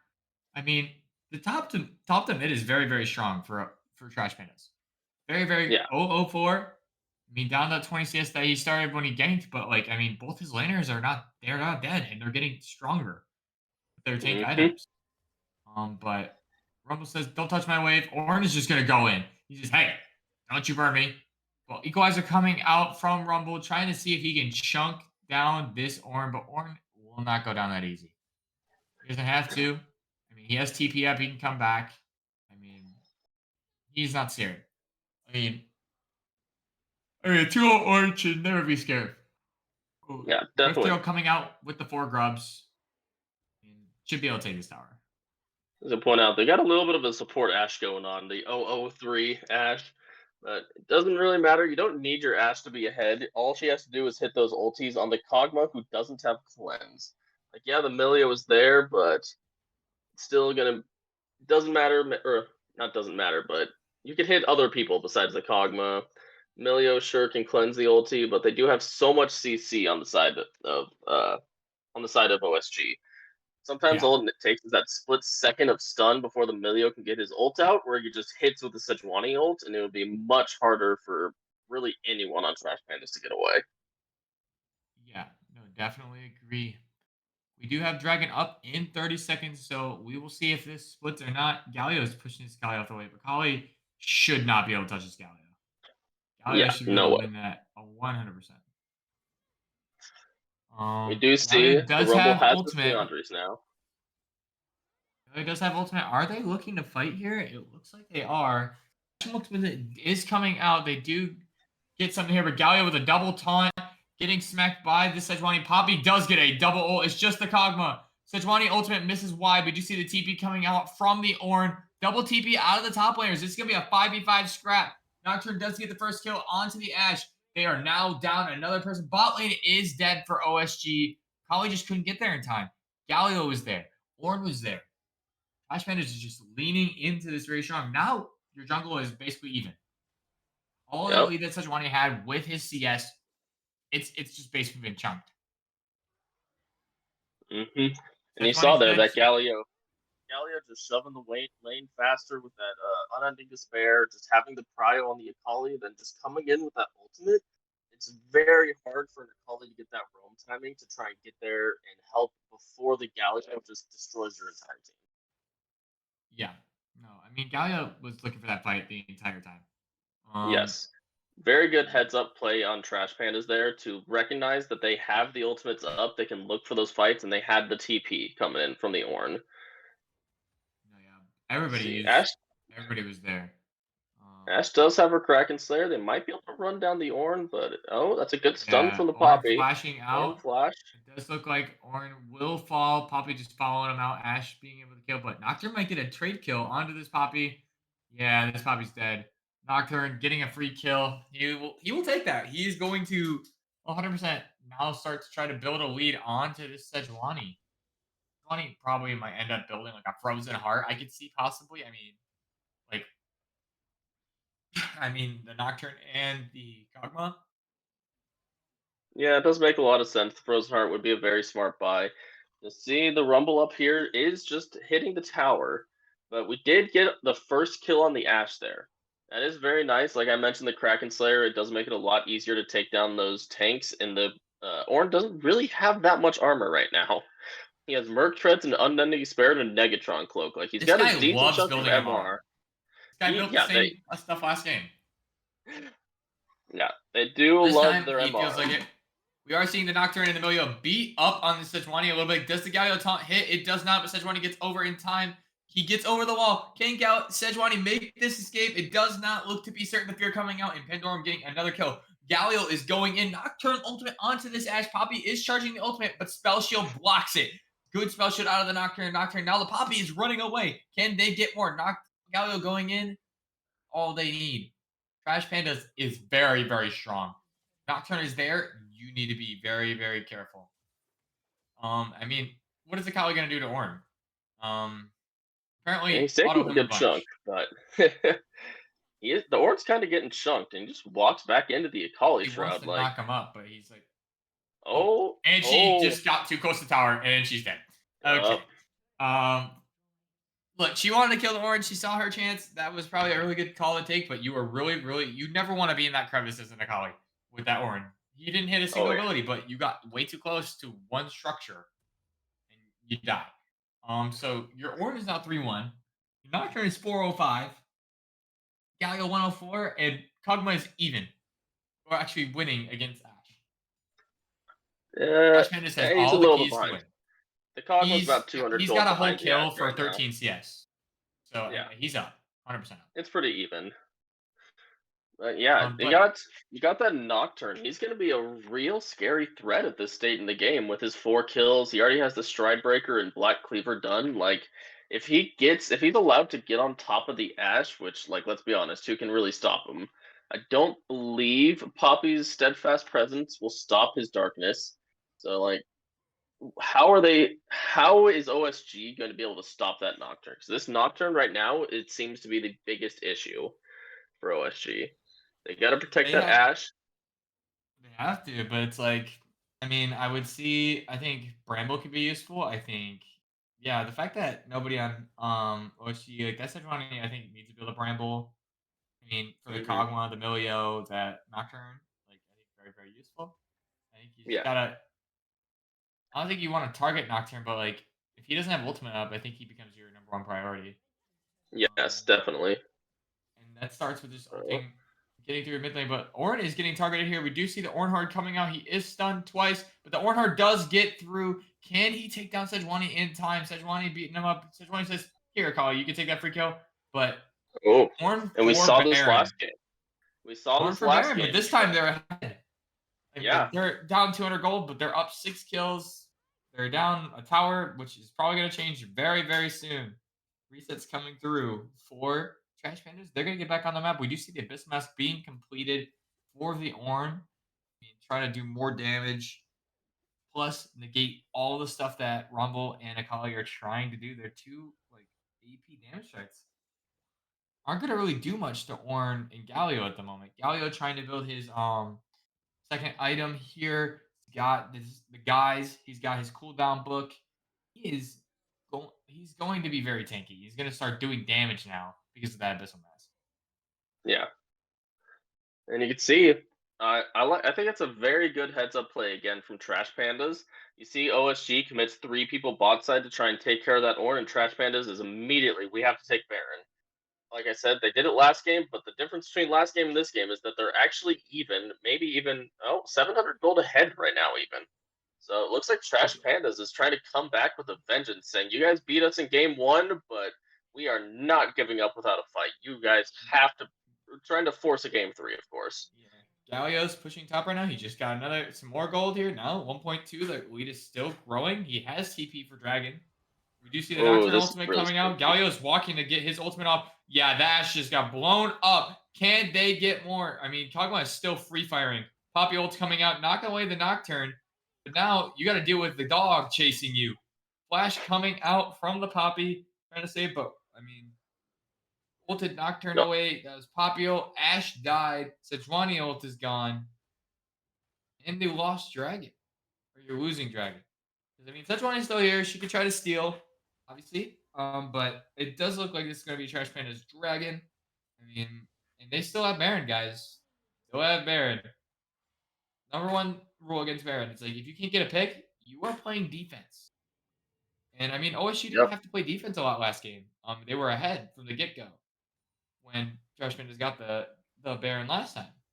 But now I think they need to ease up a little bit if they're not getting the picks they want. And you did see the Ashe and was it the Poppy that was with her? No, it was the Sedge where they're pushing mid. They just overextended a bit, and that Nocturne ult is so good for punishing positioning. You can see the Nocturne comes in and then just had 3 other people there come in. The Kog'Maw was able to free fire on everybody there, and yeah, it feels really bad on the OSG side. I do love the Nocturne pick. Nocturne's always great in these competitive leagues. Just being able to turn off the lights and dive onto anybody, it really does it adds a lot of chaos and confusion to the game.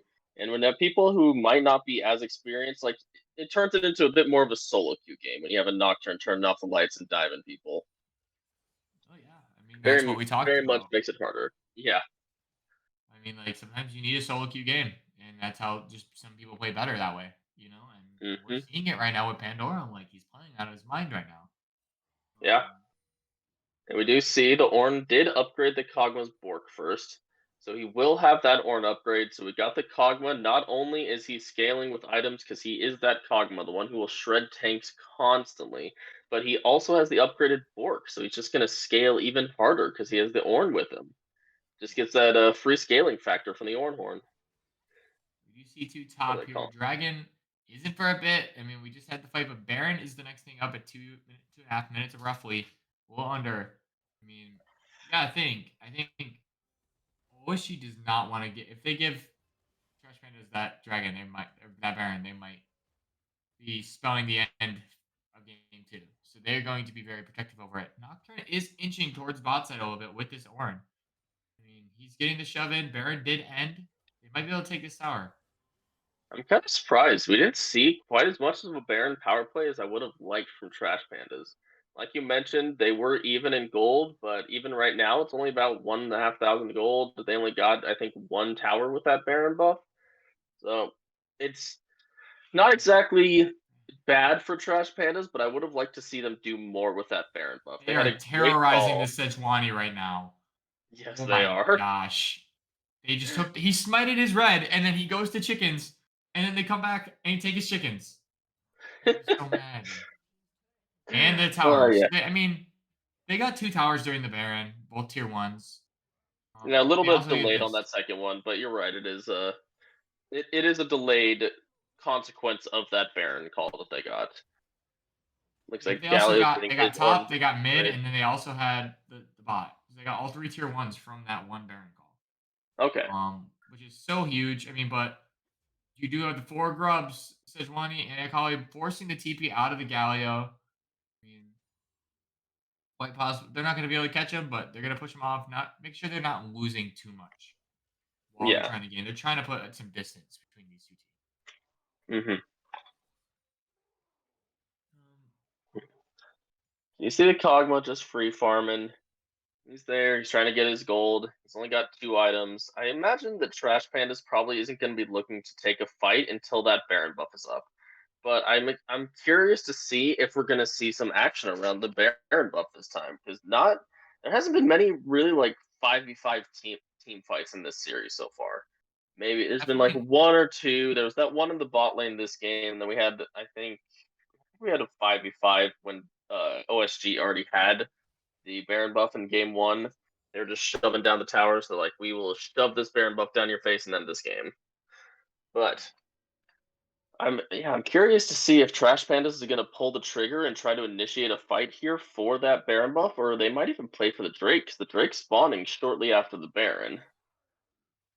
I mean, yeah, I mean, both are viable options. I mean, Nocturne now having that upgraded Black Cleaver is going to shred Sejuani and Poppy. Like, Oh, very yeah. much, like, they are in a very, very good spot. I mean, they could look to just force something just to fight them. I mean, let's be honest. This Nocturne's whole goal right now is to make the Ashes life a living hell. He has that GA, so when he dives onto the back line, even if they're able to kite him out, might be able to drop his health bar, he still has that GA. He's still going to be a threat. Like, it's going to be really hard to get that Nocturne off of your carries in this game. Yeah, But we'll see. I mean, they don't have a It's lot going to of have to be the knockoff. Akali. It's going to have to be the Akali trying to kill the Kog'Maw before the Nocturne can kill your Ashe, you know?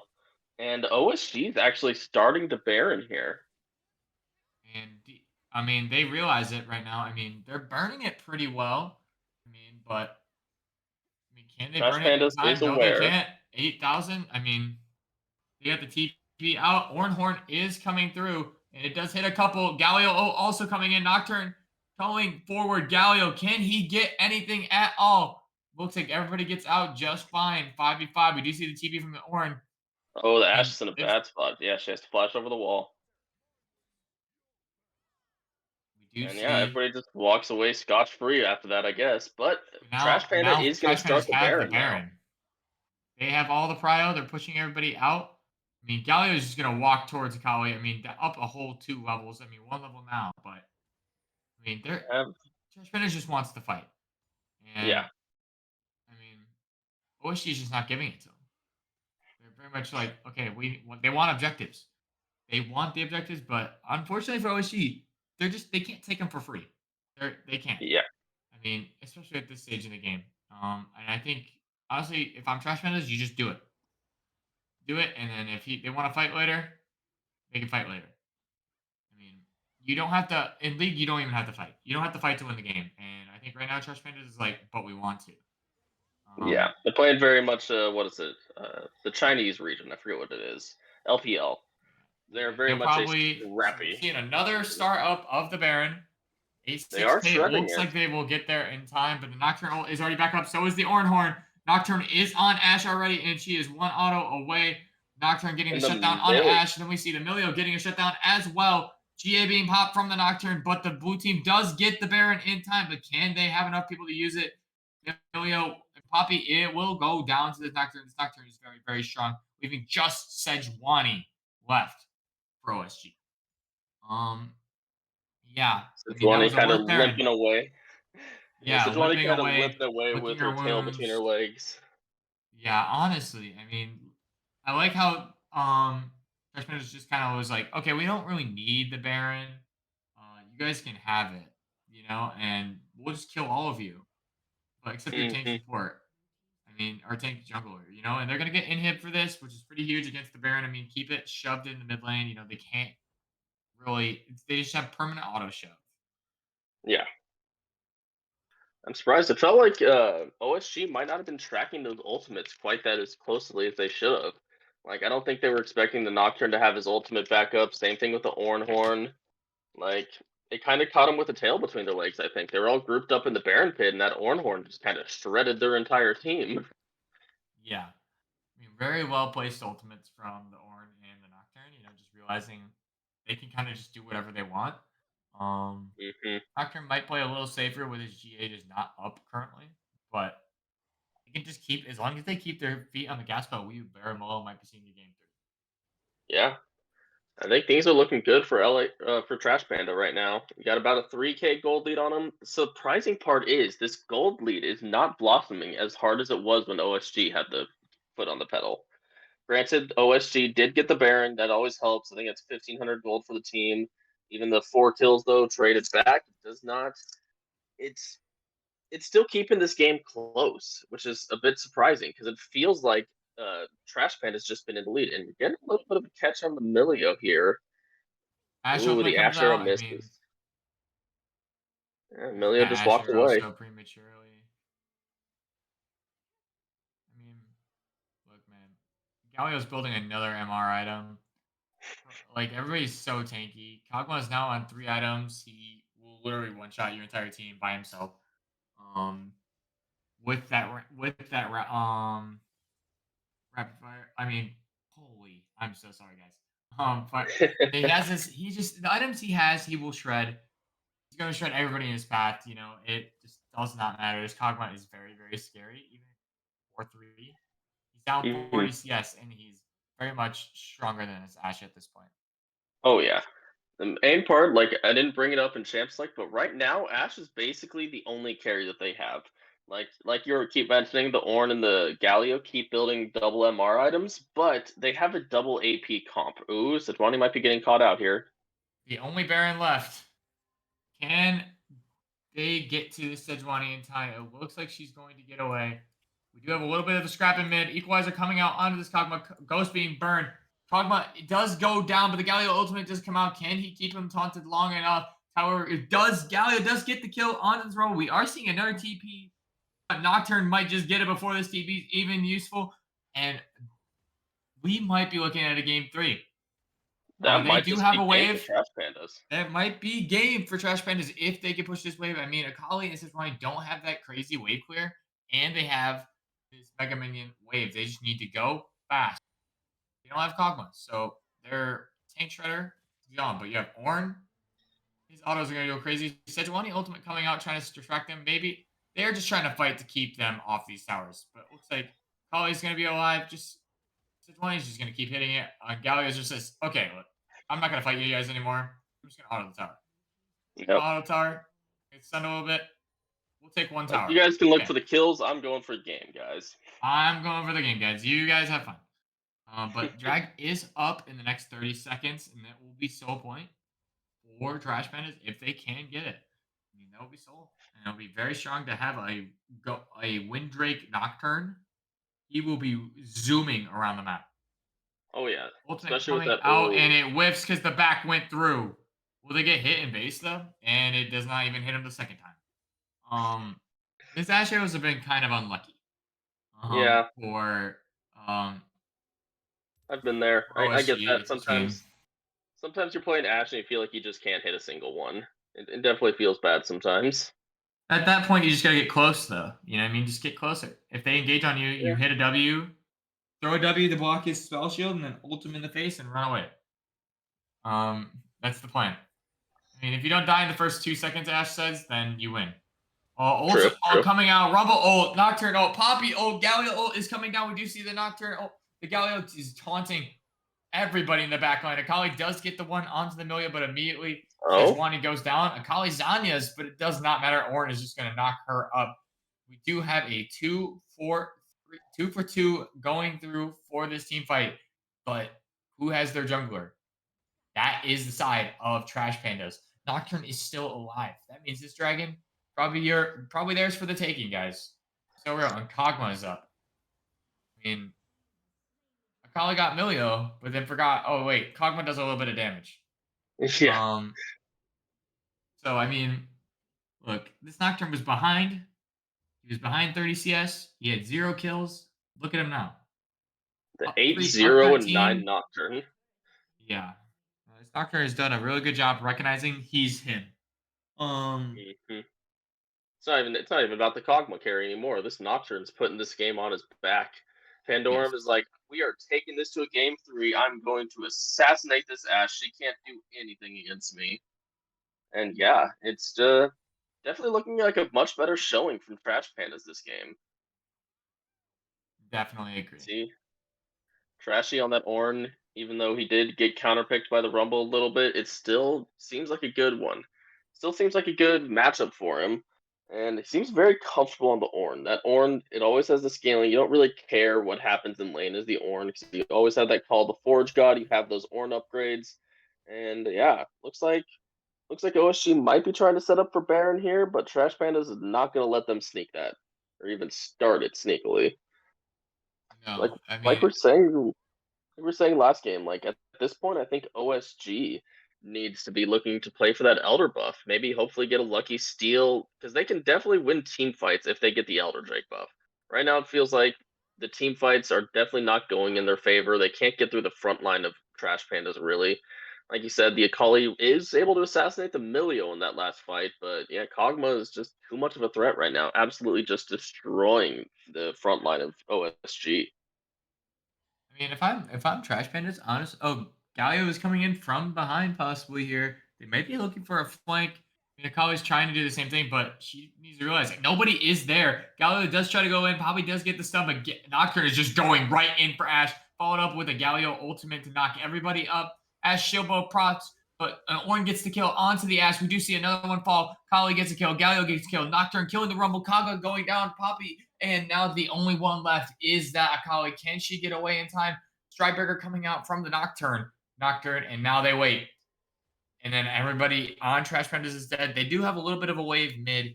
They should be able to end this one, taking it to game 3, most likely for the Trash Pandas. Honestly, Yeah. doing really You're seeing well. that wombo combo of the Call of the Forge God mixed with Sichuan, or Sichuan, not Sichuan ult, Galio ult. I don't know why. Yeah, Want to very, know the name very of Galio good. I ult now. mean, on the side of Trash Pandas, just recognizing that once Nocturne gets ahead, they can kind of just fight whatever. And he's not even doing a lot of damage. He has Stridebreaker, Black Cleaver, so. All Yeah. right. Game 2 is in the books, and it looks like we are going to a game 3, folks, for the first stream game of the season. Series. And honestly, I'm a little shocked. I'm not gonna lie, because I thought game 1, I was like, OSG just looks so dominant, right? They looked very dominant. It looked like they just once they got a lead, they put their foot on the pedal. And even though that Trash Pandas got the lead in the first game, they didn't seem like to know what to do with their lead. But in Yeah. game 2, they got a lead and they just kept going, which a little bit it shocked me a little bit. I don't know about you. Yeah, I feel like going into game 3, OSG probably has to get rid of that Nocturne pick. That was just a bit too much of an issue. I think they have to drop one of their bans from the Nocturne. Maybe we'll see a Seraphine come out. Who knows? But yeah, I feel like that Nocturne was the biggest issue there. I do think. Well, we'll have to see who gets which side. Obviously, OSG will have side selection for this game 3. are they going to go for blue side or do they want to take the red side this time? The first pick of Kali seemed to work great for them the first game, but the second game it was just it felt like Trash Panda actually had an answer this time over the TF. Oh, The TF no, didn't seem to work that great. no, definitely agree. I mean, the Nocturne is definitely something they're probably gonna ban. I mean, he seemed comfortable on it, and it seems Hmm. like they didn't know how to play against it, right?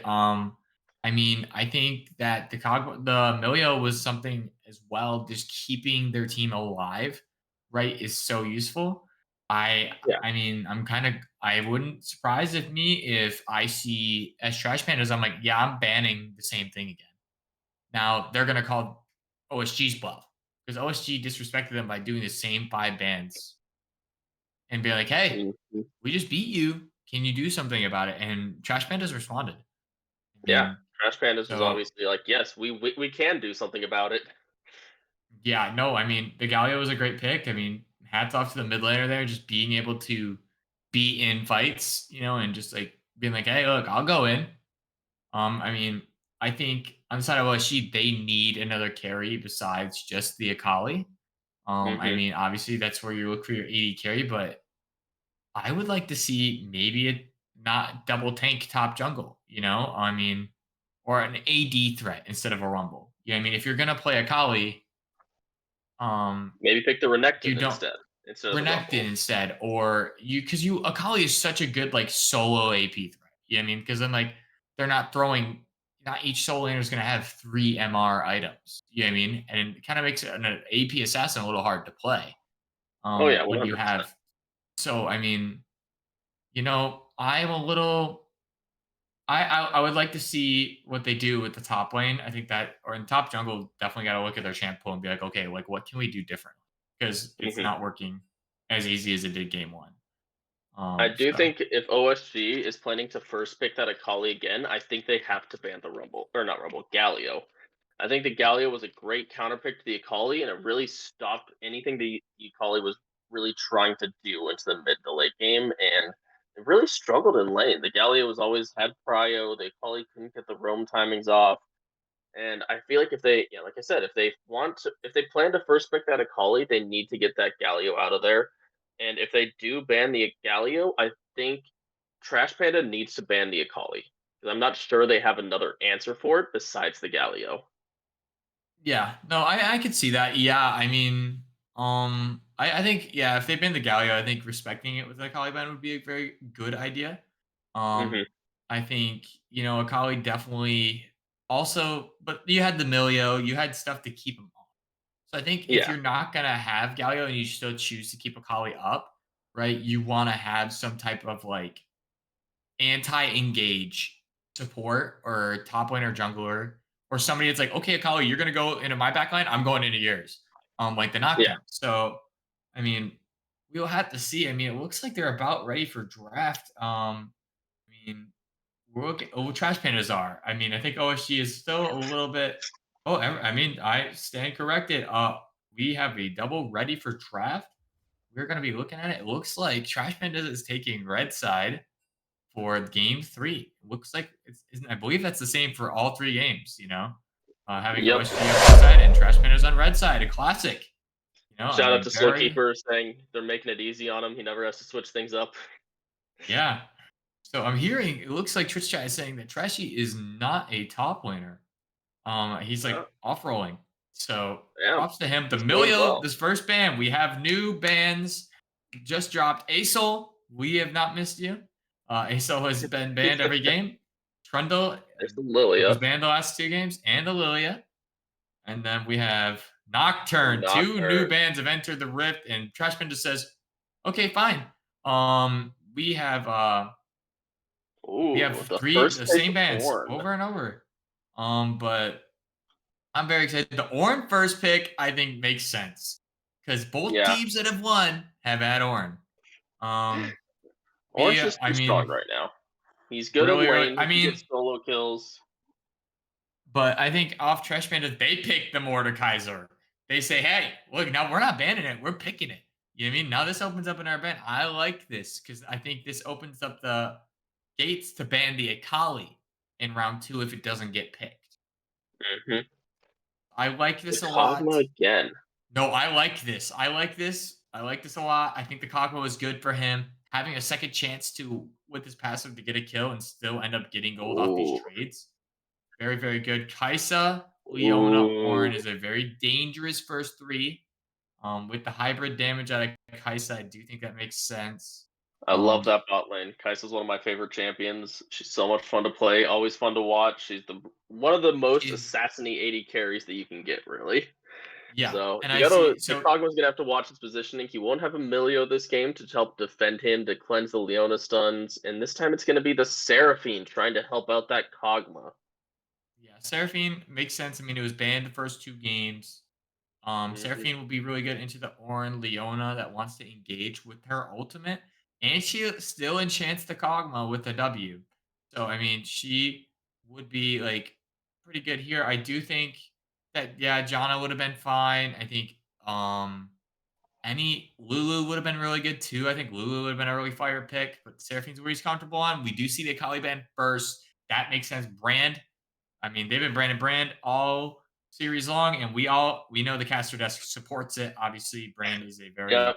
difficult champ to play around, especially in this league, where it can be very competitive. I mean, Brand gets ahead, kind of hard to stop him. But we are wondering what is OSG gonna ban next, and it is the Swanee. Honestly, a I little mean, not surprising. I mean, he's played it 2 games in a row. They want to see if he has anything else. I would expect the Amumu this time around. Ooh dear. Okay. So we've seen some new faces in the ban list, some new faces in the draft. See, this will be a good game 3. Um, we'll have to see here the Tristana mid ooh, into that's a blind. spicy one. I do like it. I do think that the jungle maybe saving Tristana or the mid pick for a last pick. But I think the I believe it's Tristana the pick, jungle pick. They did the same thing last game. They saved the Nocturne pick for last.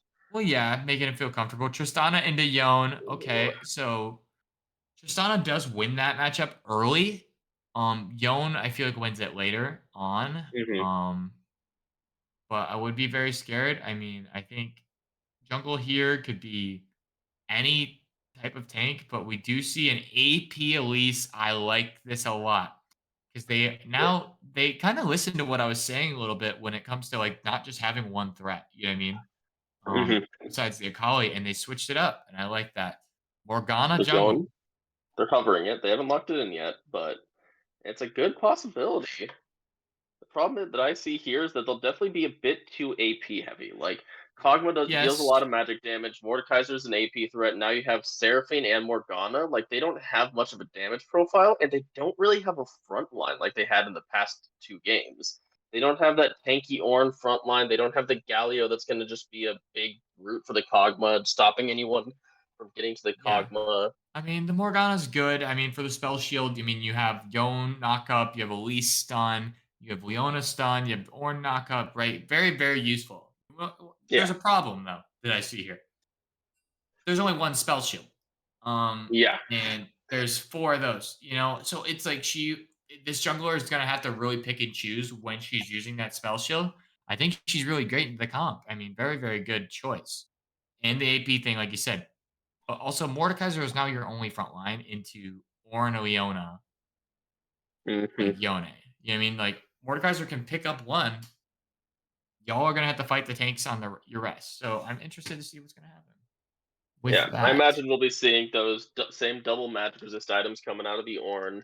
It seems like it's just too good this game. You got the Morgana, Seraphine, Mordekaiser, and Kog'Maw. That magic resist is going to be really valuable. And the Leona with the tankiness with their W, I feel like it's actually going to be deceptively hard for this team to tank down the front line of Avalanche.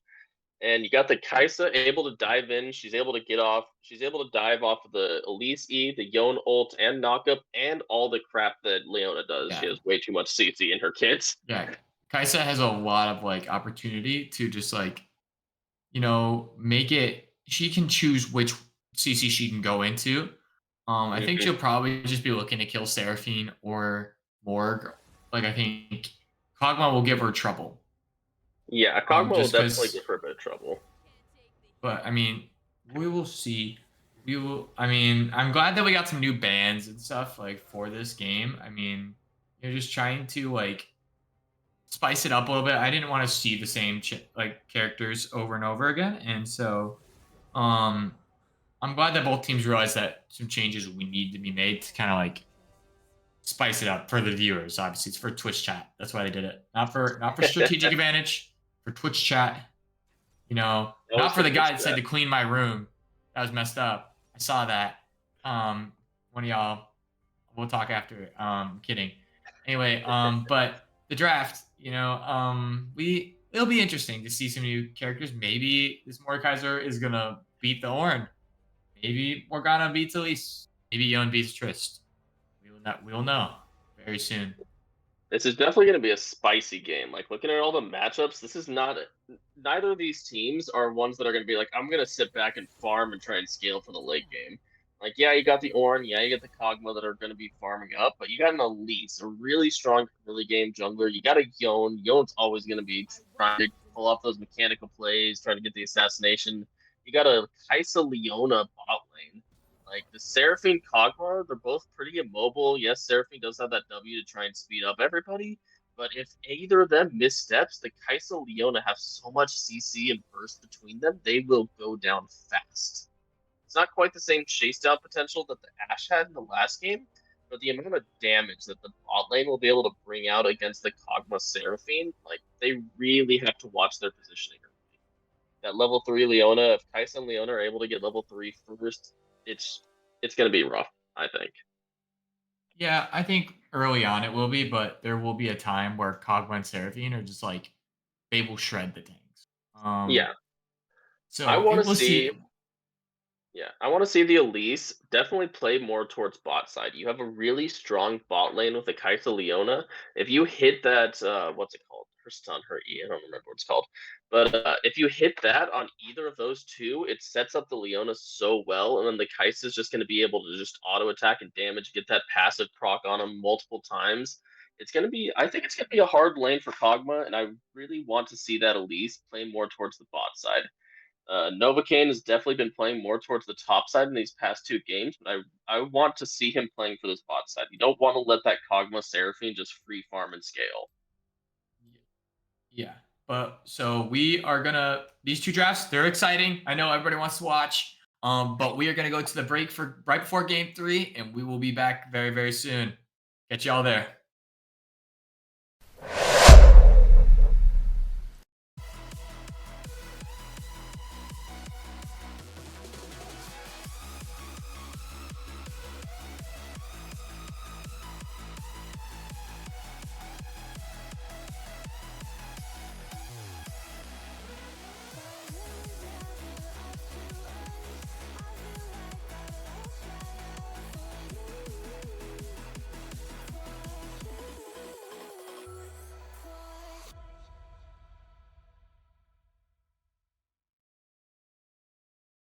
I got lost at night, under the stars up in the sky.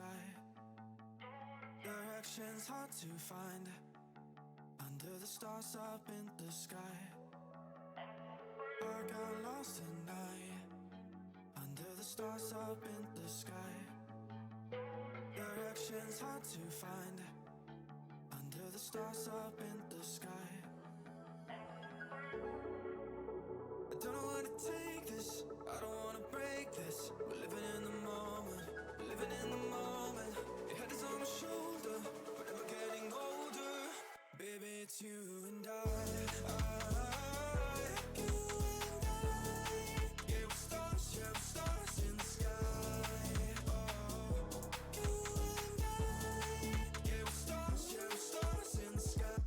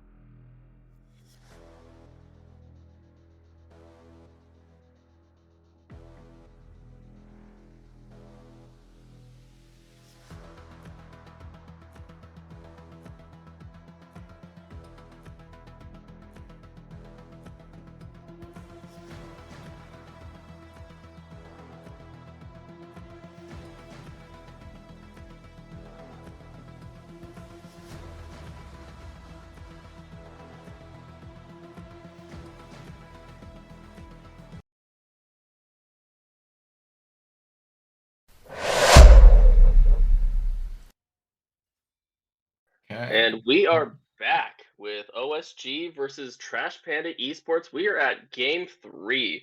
We saw OSG kind of run away with the first game, had a pretty strong early game comp. They got an early lead and never let up on the gas pedal. But then we saw Trash Panda Esports come back and say, "We are not letting you just sweep us here. We're coming back for game 3."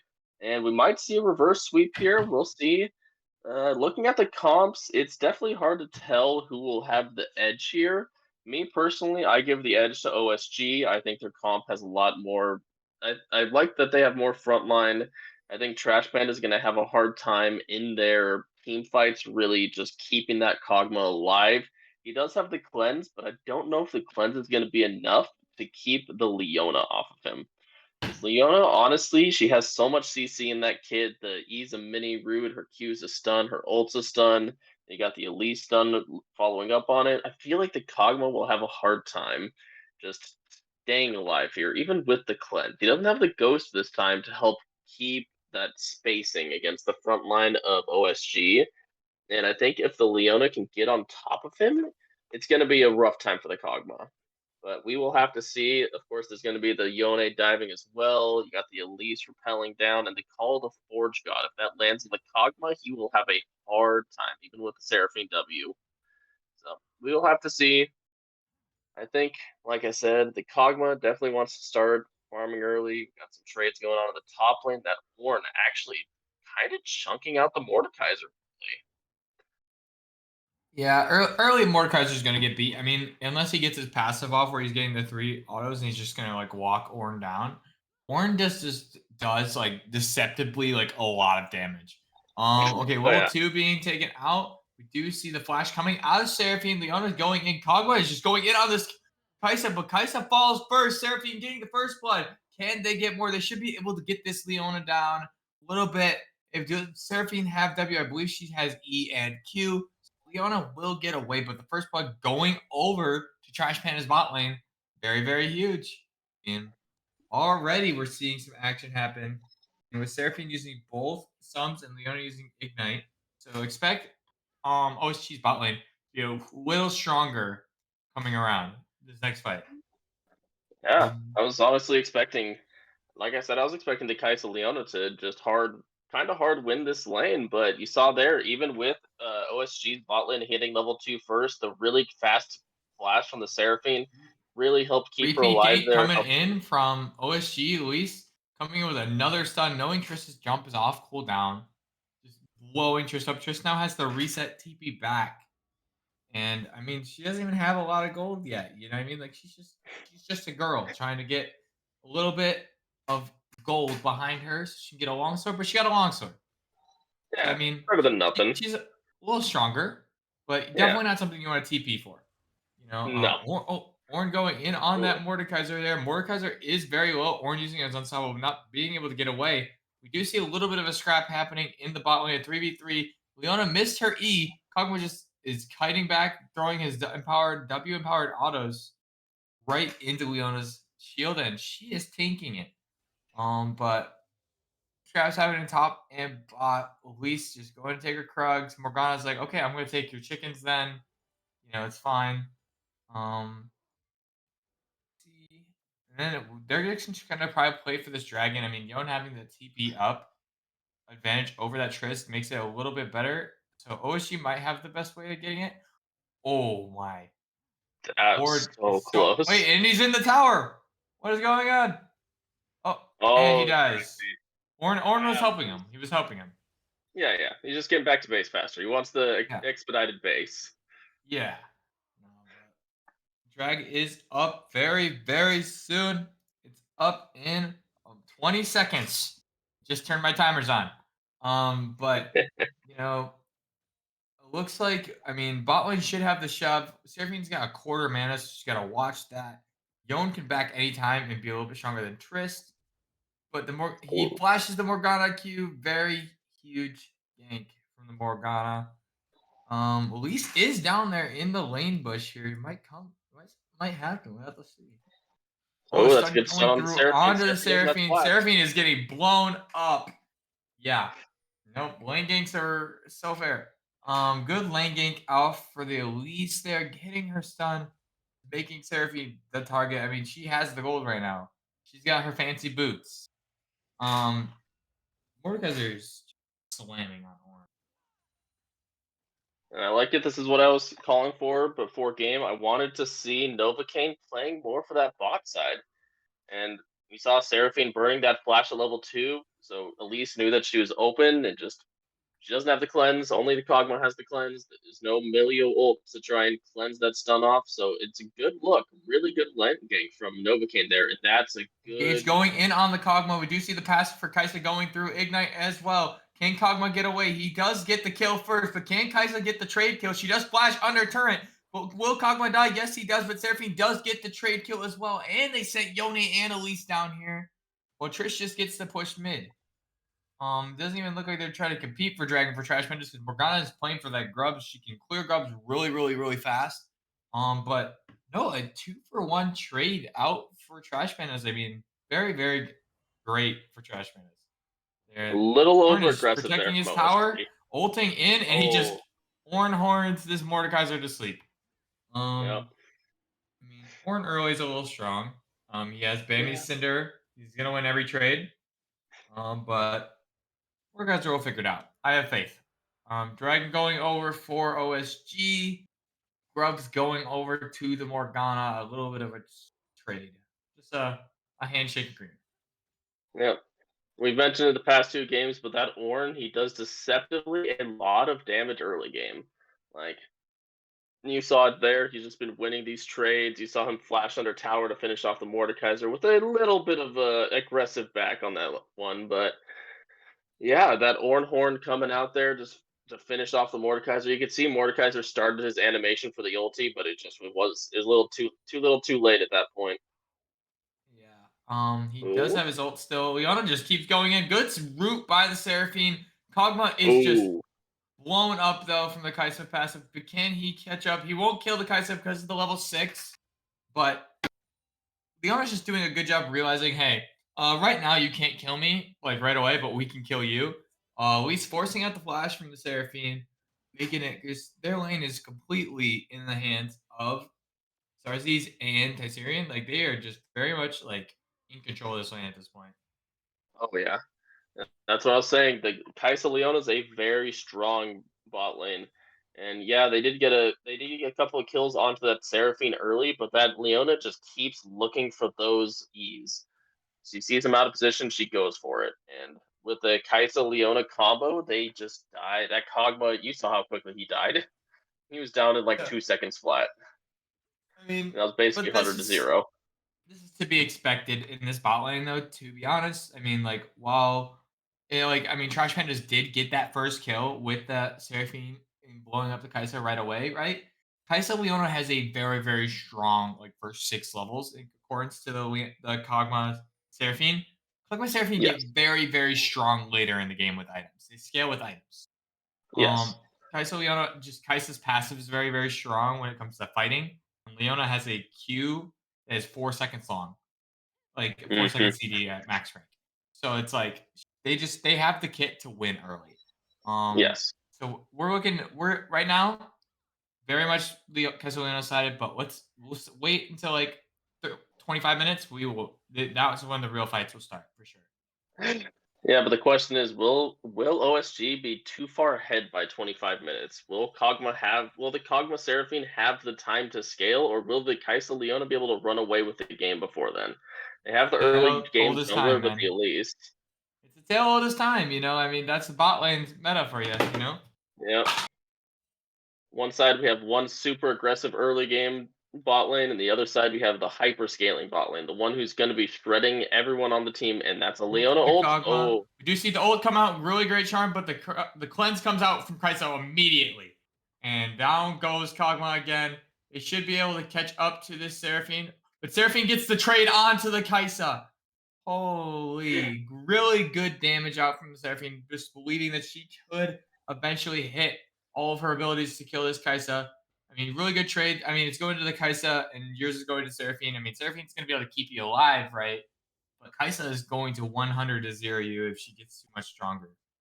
I mean, if the Seraphine decides to go AP this game, like the kills aren't that bad on her. Like does scale really well, and she will do a lot of damage if she goes for that double burn build that we see so many AP mages going for nowadays. But yeah, we would definitely prefer to see those kills on the Kog'Maw though, unfortunately. And the Kai'Sa having 3 kills this early, she does have 3 deaths, but the Kai'Sa's early game, she's going to do a lot of damage, especially when paired with that Leona and the Elise. And we're gonna have to see how Trash Panda responds. It does Like I appear said, that the Seraphine is building the shield, so the Echoes of Echoes Helia, of Helia, yeah. and then she'll probably go into like a Moonstone or a Staff of Falling Water. I think would also be interesting. Just Hmm. with the AP champ she has on her team, I think Rallies is also an option.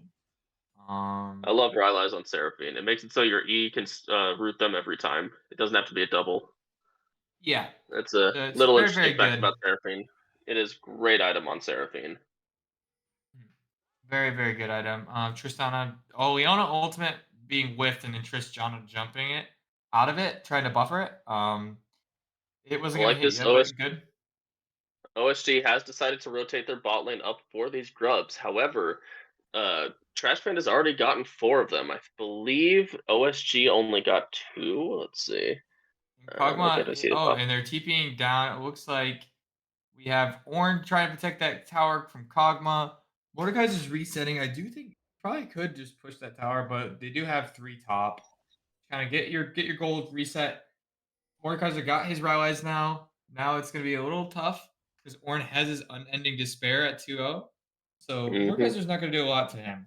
So one of 3 people on Trash Man just has to build MR or Pen. Ult coming out, Matrix. Q coming out. Can they kill this Yone in time? But the Unstoppable does come out from Yone's ultimate. Will Kog'Maw be able to kill? He needs one more auto, but the burn from Morgana comes out. We do see the Ornn Horn trying to save the Yone comes out, and his ult or his flash is also gone. Ornn used everything to save that Yone, and it just did not matter. He was going to fall to the Morgana's clutches eventually. Tristana's just casually holding mid against 3. It's very Yep. balanced. Yeah, But well, you did see. I was gonna make a mention that Matrix was a little caught out there. He was being yeah, very aggressive in the enemy team's jungle. I'm not sure exactly what he was looking for there. Morgana almost looked like she didn't see him at first. She just yeah, walked right past him, and then is like, "Wait a second, there's a Yone behind me." And you saw the Seraphine yeah. ulti come out, just making it almost impossible for the Yone to get away. You see, he was making a good attempt at an escape, but A little bit of even a the lane call to swap force shot action wasn't enough. coming on though, because we got the Ornn bot, Yone top, and bot lane is now mid. At 13 minutes, they've been there a little bit. You know, I mean, I get 13 minutes is not very far off from when the plates fall. You know, but a little bit of an interesting arrangement of champion. Yeah, I don't mind it. I mean, you got a lead on Ornn, and Kog'Maw doesn't have the items to kill the Ornn yet, so Ornn can just match that Kog'Maw pretty safely. And you do see Elise is down there ganking the Kog'Maw. Kog'Maw had to burn his flash, and looks like he can just walk away. Ornn doesn't have to call the Forge God to maybe set up a dive, but you see their bot lane is so strong right now. They just took however many plates. It was 4 last I looked, and now it's almost dead. So they just took Yeah. at least 3 plates mid lane. So it does make a lot of sense to rotate your bot lane in mid lane here. Mhm. Kog'Maw's decently far behind. He doesn't have to. Uh, yeah, he's about 800 gold behind that Kaisa. The Kaisa's got 3 kills, a little bit of a CS lead on the Kog'Maw. So yeah, it does make sense to rotate your bot lane mid there. And now your bot lane's there to get that Rift Herald. And Trash Panda's just got the bot lane bot, so I don't think they're really going to be able to do much about this Rift Herald. Kaisa just threats it a little bit too fast at this stage in the game. Yeah, no, she's a little stronger now with her first item, Kraken Slayer, and she'll be backing to grab boots. Her berserkers. I mean, Seraphine being here, trying to force this Kog'Maw into the mid lane so that he can start getting the better waves after 14 minutes. The mid wave just pushes faster. So you kind of want your 80 carries there. It's unfortunate that Kog'Maw hasn't been there, but I mean, he's there now. That's an important thing. He's not down levels or anything. He's actually up levels since he's had the solo XP sitting bot, while Kaisa's been sitting mid with 3 players. But I mean, OSG doesn't seem to care because they're taking every turret in tier 1. With the Rift Herald, even with the 2 grubs, very, very strong. They're just trying to open up this top side before this next dragon hits so they can have the prio they need. Yep. Hopefully. They might be able to get Okay. second charge off, but it's hard to say. Mordekaiser should be able to defend that with the Rylai's, and they have Trash Panda sending Flash 4 coming out people from up the here. Yone in trade for the Seraphine Ooh. ultimate. It looks like Oh, she yeah, almost gets but- away, but Kaisa just explodes. This Yep. Morgana, Leona ultimate coming out. We saw Leone ultimate coming out as well. They are just taking space in Trash Panda's jungle and not allowing them to move and make plays. This is a good push from them. I feel like they're going to be able to get a tier 2 here. I don't think that Kog'Maw has quite enough wave clear, and they can't even step up to that tier 2 mid.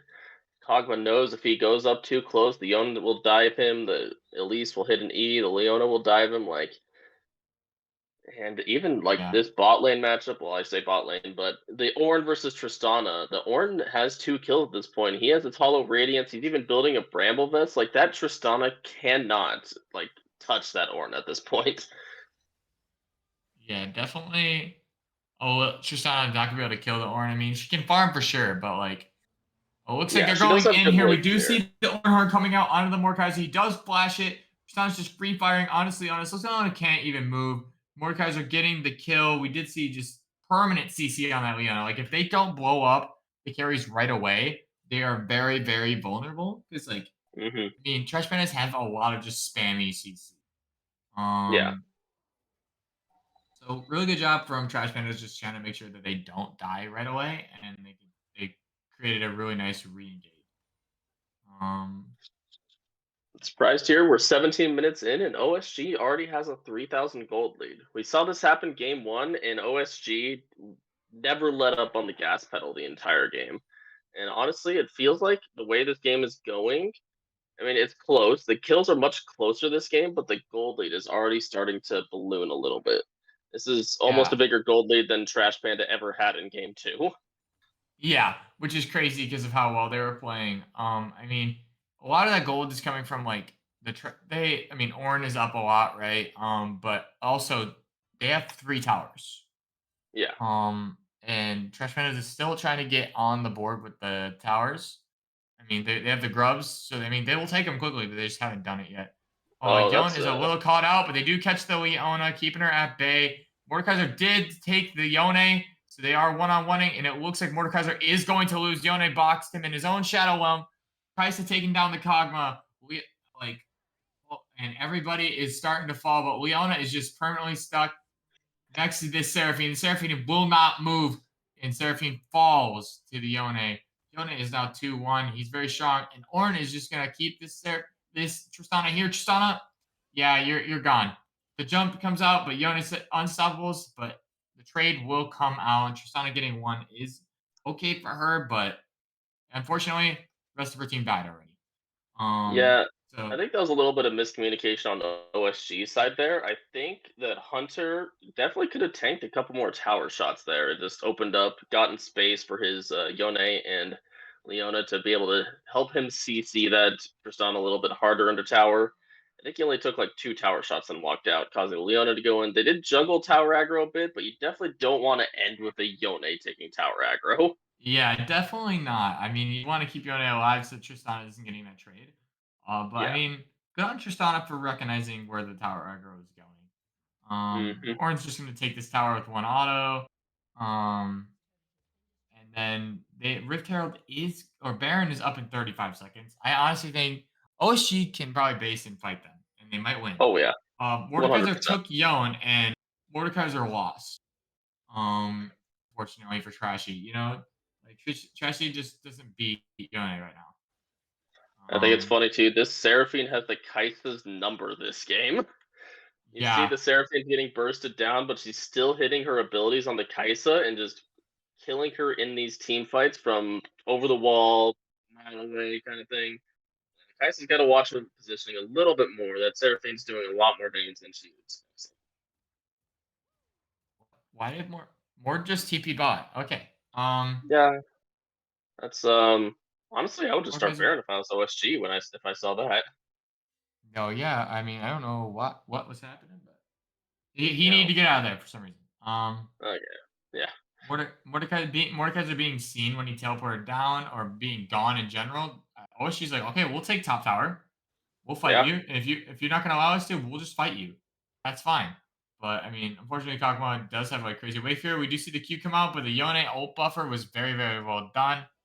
And they just get away. And now we have Ornn and Tristana back in the bot lane, where Tristana really doesn't get to do much with the full Thorn Mail.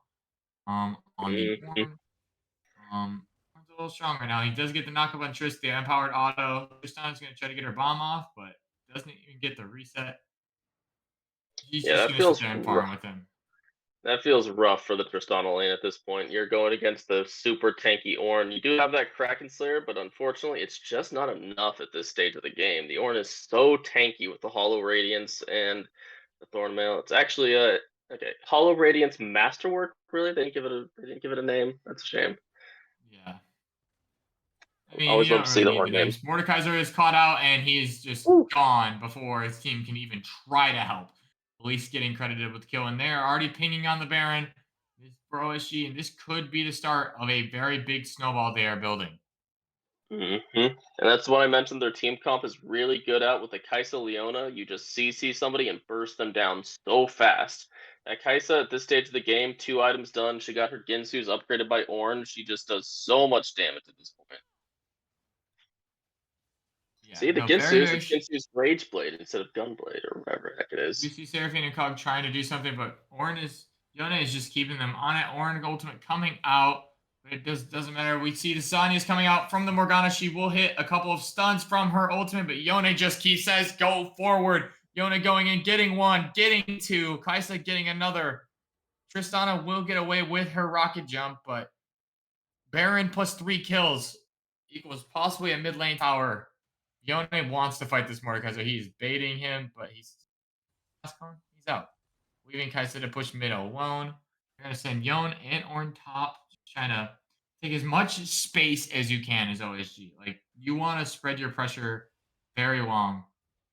That's why you Everywhere you see the can. Kaisa pushing mid lane right now, getting those Baron buff minions in multiple lanes. The Seraphine is going to try to respond to the Kaisa, but we've seen the Seraphine's been, like I said, has Kaisa's number this game, so Kaisa Definitely. is going to back off. I mean, I just keep seeing Triss Free Fire, and it's like she's shooting Nerf bullets. Yeah, To everybody. she's shooting the pea shooter. It's a pea shooter at people. Yeah, I mean, definitely a rough game for the Tristana. I mean, it's not her fault, but also everybody is kind of a little strong right now. So it's kind of very hard. We do see the dragon fight coming up in about approximately 40 seconds. So we're gonna see Trishman just finds a way to turn it around. Tristana does get one kill, one tower top. I mean, Seraphine's also on vision for that, showing that she's there. I Oh, mean, Morg got that they're blue buff. they're committing to this top push right now, and Ornn is going to answer both of them. And I feel Tristana has a Morg really good can. push, but I mean, you're not going to outpush Baron. Ornn just Strong going took that in on tower. Seraphine. I mean, Yeah, and neither of them do enough Horn damage coming to through take care of the and hitting Ornn. both charges and flash auto in. Down goes Seraphine. Elise coming in and assassinating Kog'Maw while they get the tower. and they say, okay, we're going to keep moving forward. We don't really need the dragon. Yes, they're going to wait for this next wave, and they're going to continue to move forward as a team. This team is very good team fighting. They're very, very good. But, I mean, they don't really need the dragon. No, they don't need the dragon at this point. Honestly, they got the Ornn in the top lane. They have an open inhib mid. I feel like they just push for the 2 inhibs that they can get, and then they can always rotate back towards the Drake. Oh, Nothing shield stopping them ult. from that. That Seraphine ultimate comes out. It does hit the Leona and the Morgana on the the Elise in behind the Leona, but we do see Kai'Sa go down. Kai'Sa does get the trade onto Morgana. Tristana gets a reset, but who is she facing? Ornn Leona. He does not get to move. Tristana does not get the Leona, but Mordekaiser finishes her off. Yon going into the Kog'Maw, just autoing him to death. And while Kog'Maw pass is going off, it is now a 2v1 Mordekaiser versus Yon. He does pick the Yon up, but Yon is boxing him in his own Shadow Realm. And it looks like it's going to be a repeat of that Dragon fight. And Yon and Ornn are going to finish this game off. Looks like we aren't going to see the reverse sweep tonight, but very well fought game 3. Very entertaining series. Looks like it's going to go the way of OSG.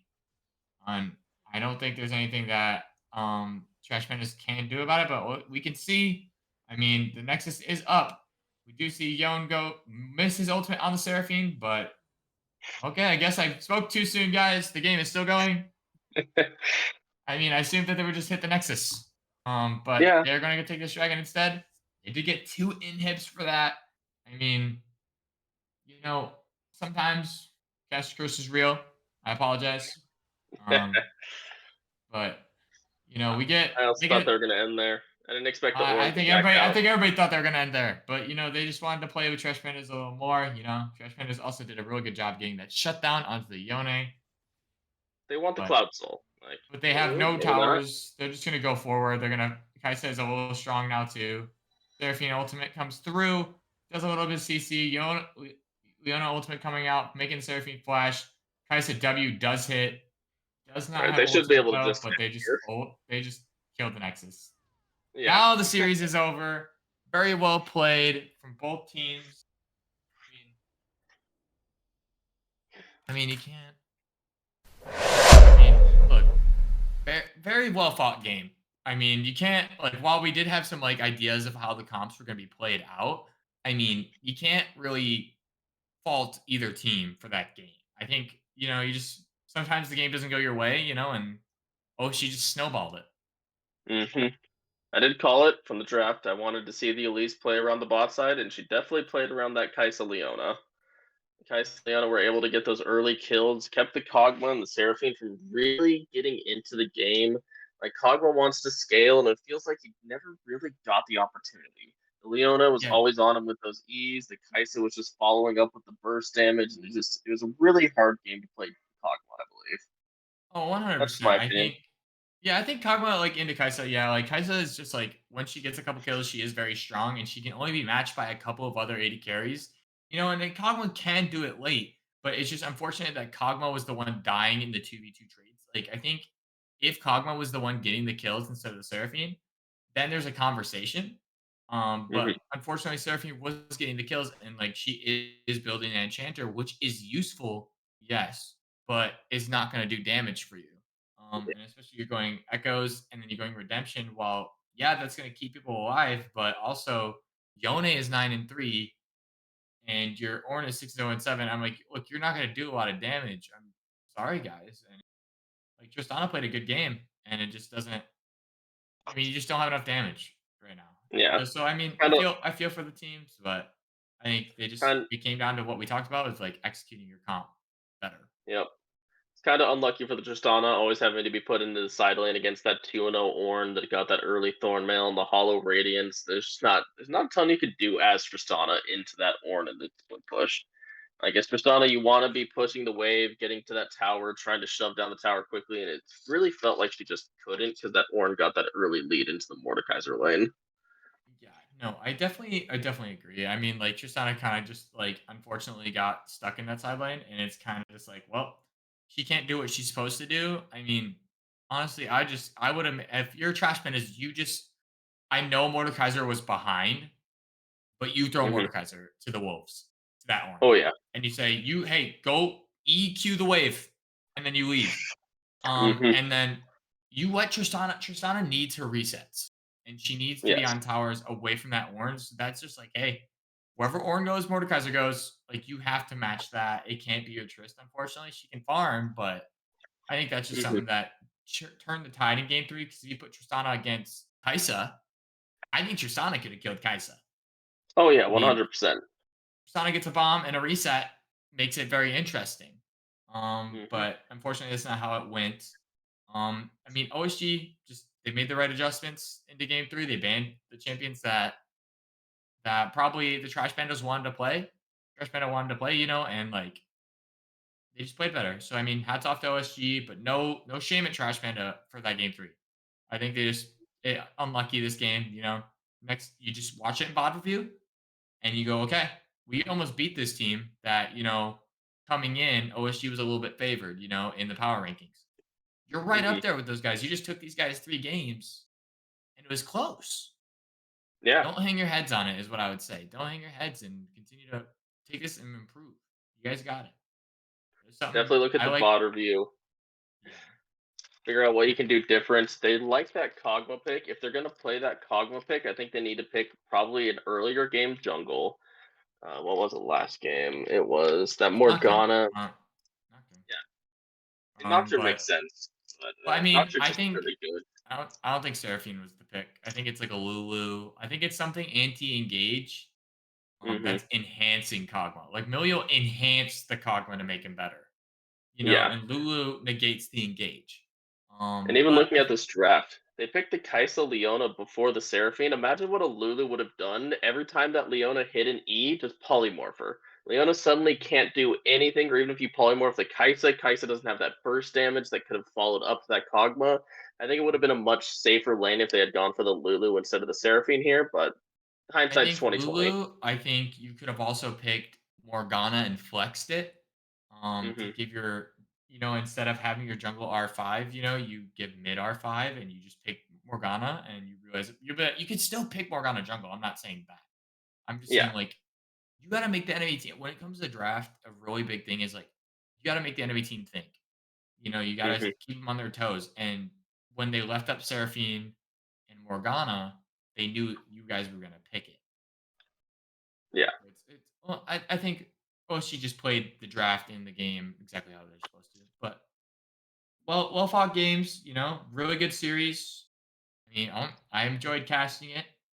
So I mean, if It was fun you to got anything watch. else to say, I mean, Well, like I said, I think going into next week, Trash Panda definitely needs to look at their draft a little bit, figure out if they want to play that Kog'Maw, what they need to pair with it, and kind of draft their team more around it.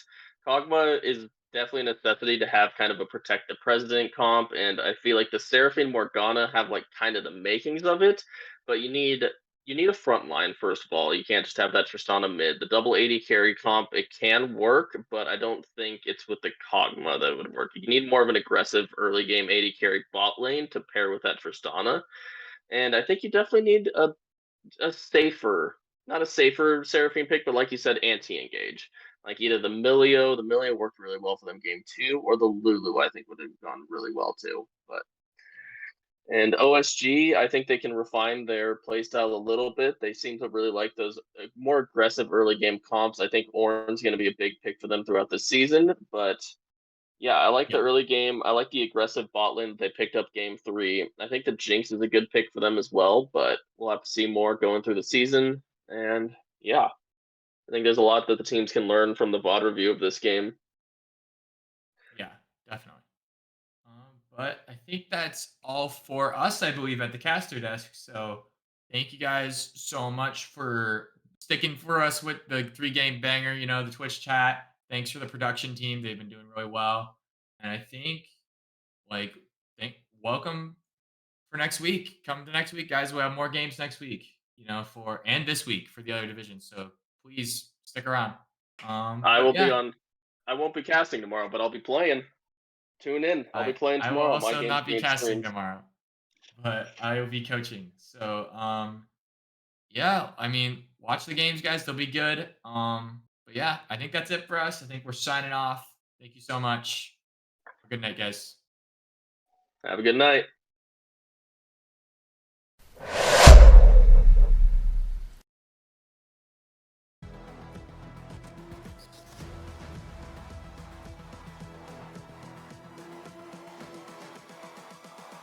Humans, what have you learned?